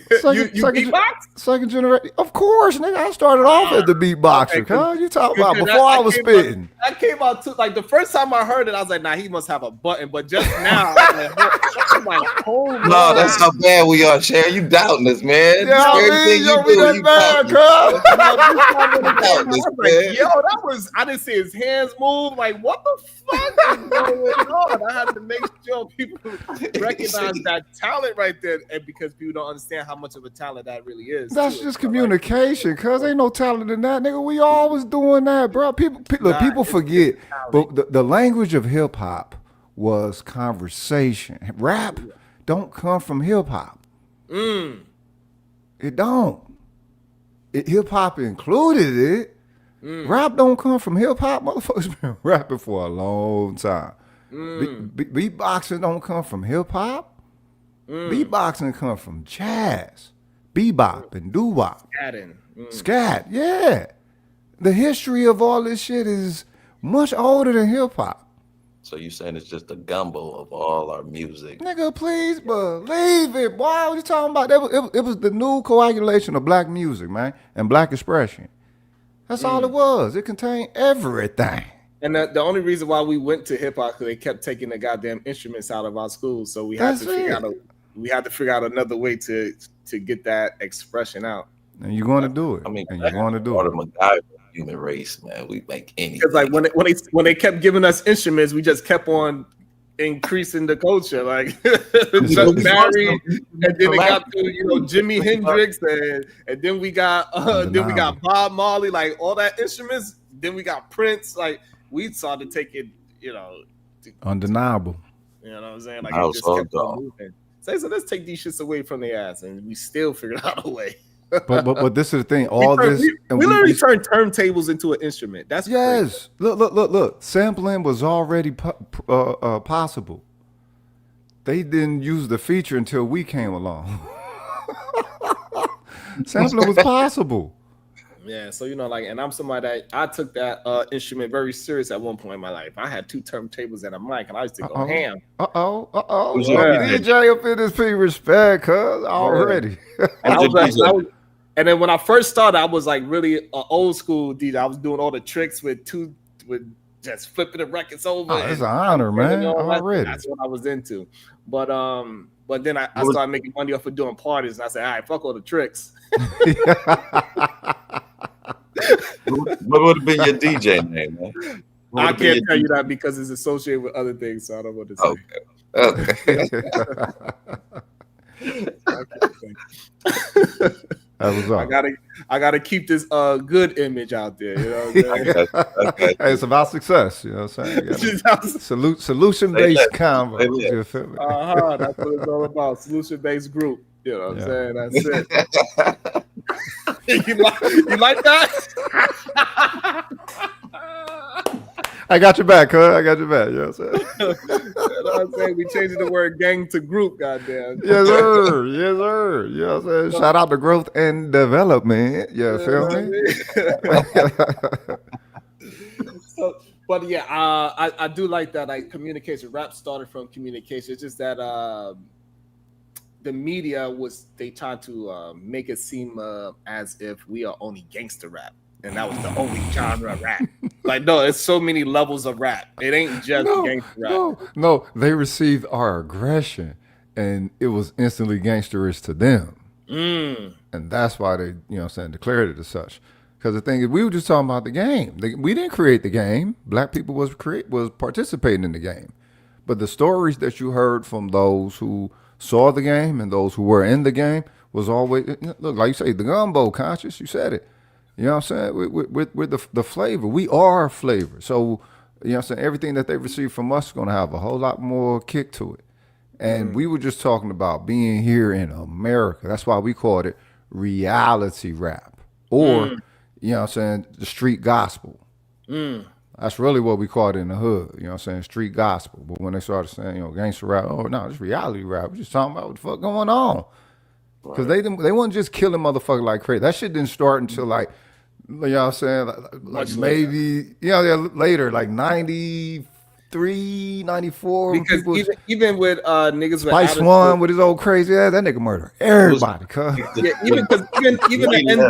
even NWA, they wasn't really talking about killing. They was talking about how people was getting things done to them, not necessarily doing the actual murdering. So I think it was kind of that Easy Doctor. It was kind of, I hate to say it, but when Dr. Dre and Easy and Ice Cube, when they all kind of started splitting up, that's when it really got like personal. They started interjecting themselves, and then it became more about bravado and who's the biggest. And this is the problem that I have. And this, Cosmo, this is a problem that I have with disagreeing turning into disrespect. Just because they didn't agree with the way how the manager was running things, it turned into a disrespectful situation. No, he was just doing something wrong and foul. And hey, we should be able to disagree about what was wrong and foul, and then move on. We don't have to start disrespecting each other. But no, in that situation, it's more like, nah, you motherfuckers want nigga to get fucked and fuck y'all. Yeah, that was valid. You know what I'm saying? I ain't gonna have no Space Jew trying to fucking fuck me out of the contract and the money and all that shit. No, if you stay there in that situation with Heller and all that, you was getting fucked. And he like, nah, I ain't finna get fucked. But that's still a disagreement, right? Because Easy's like, no, we should agree to this. No, I'm not. There is a gradient. There's a gradient, bro. There's a gradient, bro. It's not just straight up black and white, man. But they should have been able to say, you know what? Maybe Easy should have been able to let his ego down and say, you know what, it is a F situation after you explain how you're doing. And they could have moved on, right? We as human beings, we could move on from, like, just because I'm friendly doesn't mean I cannot disagree with you. And I don't understand for the life of me why, just because I'm friendly with you, that I gotta agree on everything you say. And that's what happens a lot, especially in live viewership. All of us live viewers, if as soon as I say something, they like, oh, you know, the audience they gonna put up the stakes and fire. We told you that such and such didn't like such and such and such, and then now they putting us against each other, and then we turn into this whole big thing. And that's how you make money on YouTube a lot of times, especially in our space, right? Is that if I go at somebody else, if I was talking something negative right now about somebody, hundreds, potential thousands. Yeah, but for real. Thing, like my true friends, I don't want to say we agree on a lot of stuff, but when we disagree, we get heated, and then it's on to the next. You know what I'm saying? Like, I think that's what true friendship is, having the ability to see somebody's different perspective is, and even if y'all don't agree, still being able to come to the table like, okay, let's move on to the next. And that's the thing that I appreciate in conversations. And this is why earlier me and Roger was having a conversation. That's why I don't care what whoever my spouse is. I don't care what your family think, because I ain't gonna go over there and talk about no goddamn if the Giants is gonna win the Super Bowl. I don't give a damn. Bro, what is going on with your man? Nah, that's not fair, cuz what other style of Americanism are they interacting with, though? You know what I'm saying? That's my problem. So you can't do that. If anything, show them some other cultures that they can engage some Americanism. You can't leave them naked, cuz, for real. And so that's it. And that's why I'm very interested in building what's this idea of what black is. So this way, when we start building the idea of what black is, now when we having Thanksgiving dinner, we having conversation about black shit, not watching the fucking football game and eating a goddamn piece of turkey. Like, why are we like that's the main thing we do the same thing that they do on Thanksgiving, instead of using that time that is literally paid time for us to hang out with family. And the main thing we using that for is to watch a certain group of people institution and get drunk. That's crazy to me. What would be their incentive to understand black shit, though? No. Oh, you mean black people? Yeah, or anything of us outside of the entertaining factor. You don't want to know about your culture, though? You ain't curious? Like, I was always curious. I know they ask him, but this nigga be shying away from the questions and shit. You know what I'm saying? Yo, iron ass nigga. I believe that the value in it, international relations ain't etiquette on. You know what I'm saying? What the fuck? I believe that the value in it of us using that, like for that example, and we use that time to talk about what's being black and moving forward, is how we can get the family to actually move together as a unit, and maybe even come together and have a goddamn family office. and we all come there once a year and have our time and use that family office as tax write-off and planning with our families and say, hey, this is how much we got in it. And it don't matter if one of us scam each other. It don't matter. He's just going to get kicked out. Like, he stole all the money. Yeah, that was effed up. You kick him out and we do it again. Right. We don't say, oh, this is why you can't do nothing with family. No, that's why you can't do nothing with that family member. Right. It ain't your whole family. Right. It was one person that scammed us. And yes, it hurts that we got to start over again. Yes, we get that. And you should be able to express that. However, we should not just kill the whole family office just because one of us decided to do some foul shit. Maybe we should call it building traditions. Say it again? I said maybe we should call it building traditions or building standards amongst the family, something like that. Okay. Okay, but what he's speaking of is not being so sensitive. You know what I'm saying? Venus fly trap style sensitive when it comes to ones who commits an infraction within the group, right? Like having that not so you got to ask yourself is before you even get into the conglomerate with family, do everyone have the correct resolve to participate in such a union? Because if you go in with you know what I'm saying, flick the resolve or something, I don't know. What'd you say, Conscious? I was going to say, it ain't going to be like first day the trust is built, but I think it's going to be over time. That's why it's called like building traditions or building, like we do it 1 year. Okay. You came back the next. Okay. That third year. Okay. Okay. Because you're building that standard. Like, damn, you saying what you mean over and over. So like you said, that muscle almost becomes like breathing. I know we gonna show up. Yeah, we're gonna show up. You know what I'm saying? And then when you don't show up, then you can question those standards. Like, what's going on? You've been doing it the last 3 years. What's going on? You know what I mean? So I think it's like I said, building and not literally. This is the standard. Man, I really enjoying this bill because it's making me think of for a long time I've been wanting to buy a school. And not to buy a school to turn it into a school, but because it's just such a predominant piece of land and you could use so many different parts of it for different things. You could use the bottom half for your coffee shop, rent out some of the half of the bottom, sleep upstairs, and you could still, when family come over, you have plenty of space to you be over there, and this way you don't have to just always clash in the middle where y'all all drunk. Most likely it's going to have a gym in there.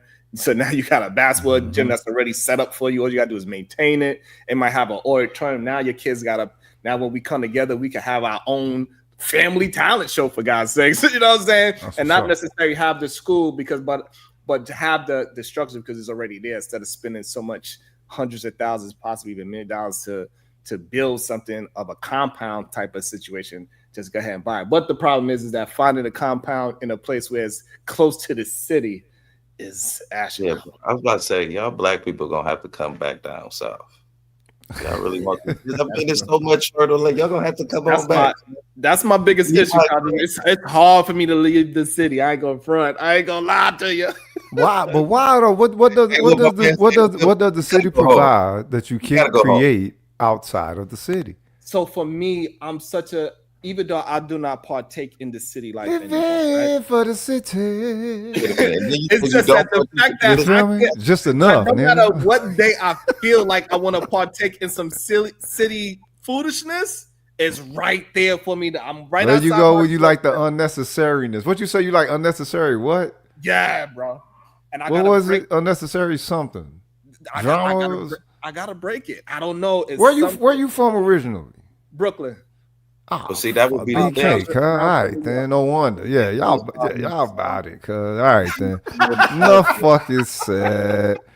I would have known that. I wouldn't have came up here. No, fuck with you. But y'all about it.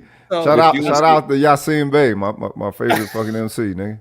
I gotta break that right there. That something unconscious. It's something about when I moved to the country and that convenience is not there. It's something about me saying that even though I don't use the convenience now, but it's something about it not being there makes me feel like I'm changed. Again, I guess another one of those triggers in me that I got to figure out. You know what I'm saying? But think about it. If you go to the South, you can build up. You know what? I ain't even seen the city in a while. I really want to go now. And then you're going to interact. So now you conquer two things. I don't even be, I don't like the crazy shit. I don't be in, I don't even deal with, even though I'm right, I don't deal with it. And that sounds perfect for the country. Because if you weird don't deal with it, it ain't around you. I still hold The on thing to is, it. I think it's too slow. If you like unnecessary drama, the shit is too motherfucking slow. He from New York, cuz. You know what I'm saying? Look, it's a whole look. That's a different world, man. That's a different social motherfucking dimension. And I just can't let it. I just can't let it go. And I gotta get past whatever that thing is. You can't. You would think that it would be, but we was here for 3 hours building, and I barely got to 60 likes. So maybe they don't enjoy productive conversations coming from us melanated men. I didn't get out $1 bill. We have a bunch of people. I didn't get the likes. I didn't get no money. I didn't get nothing. So I'm not going to continue to work for free because I have a lot of things I could do throughout the day. I still got to do my run too. Ugh. I'm gonna go do that right now. So I'm gonna scream at y'all later. Maybe I'll come back later on after I do some running. I'm probably run for like an hour or two. All right, anyway, respect. Appreciate the sharpening. And you know what I'm saying? We'll holler at you on the flip. Let's go. Nothing wrong with being. Let me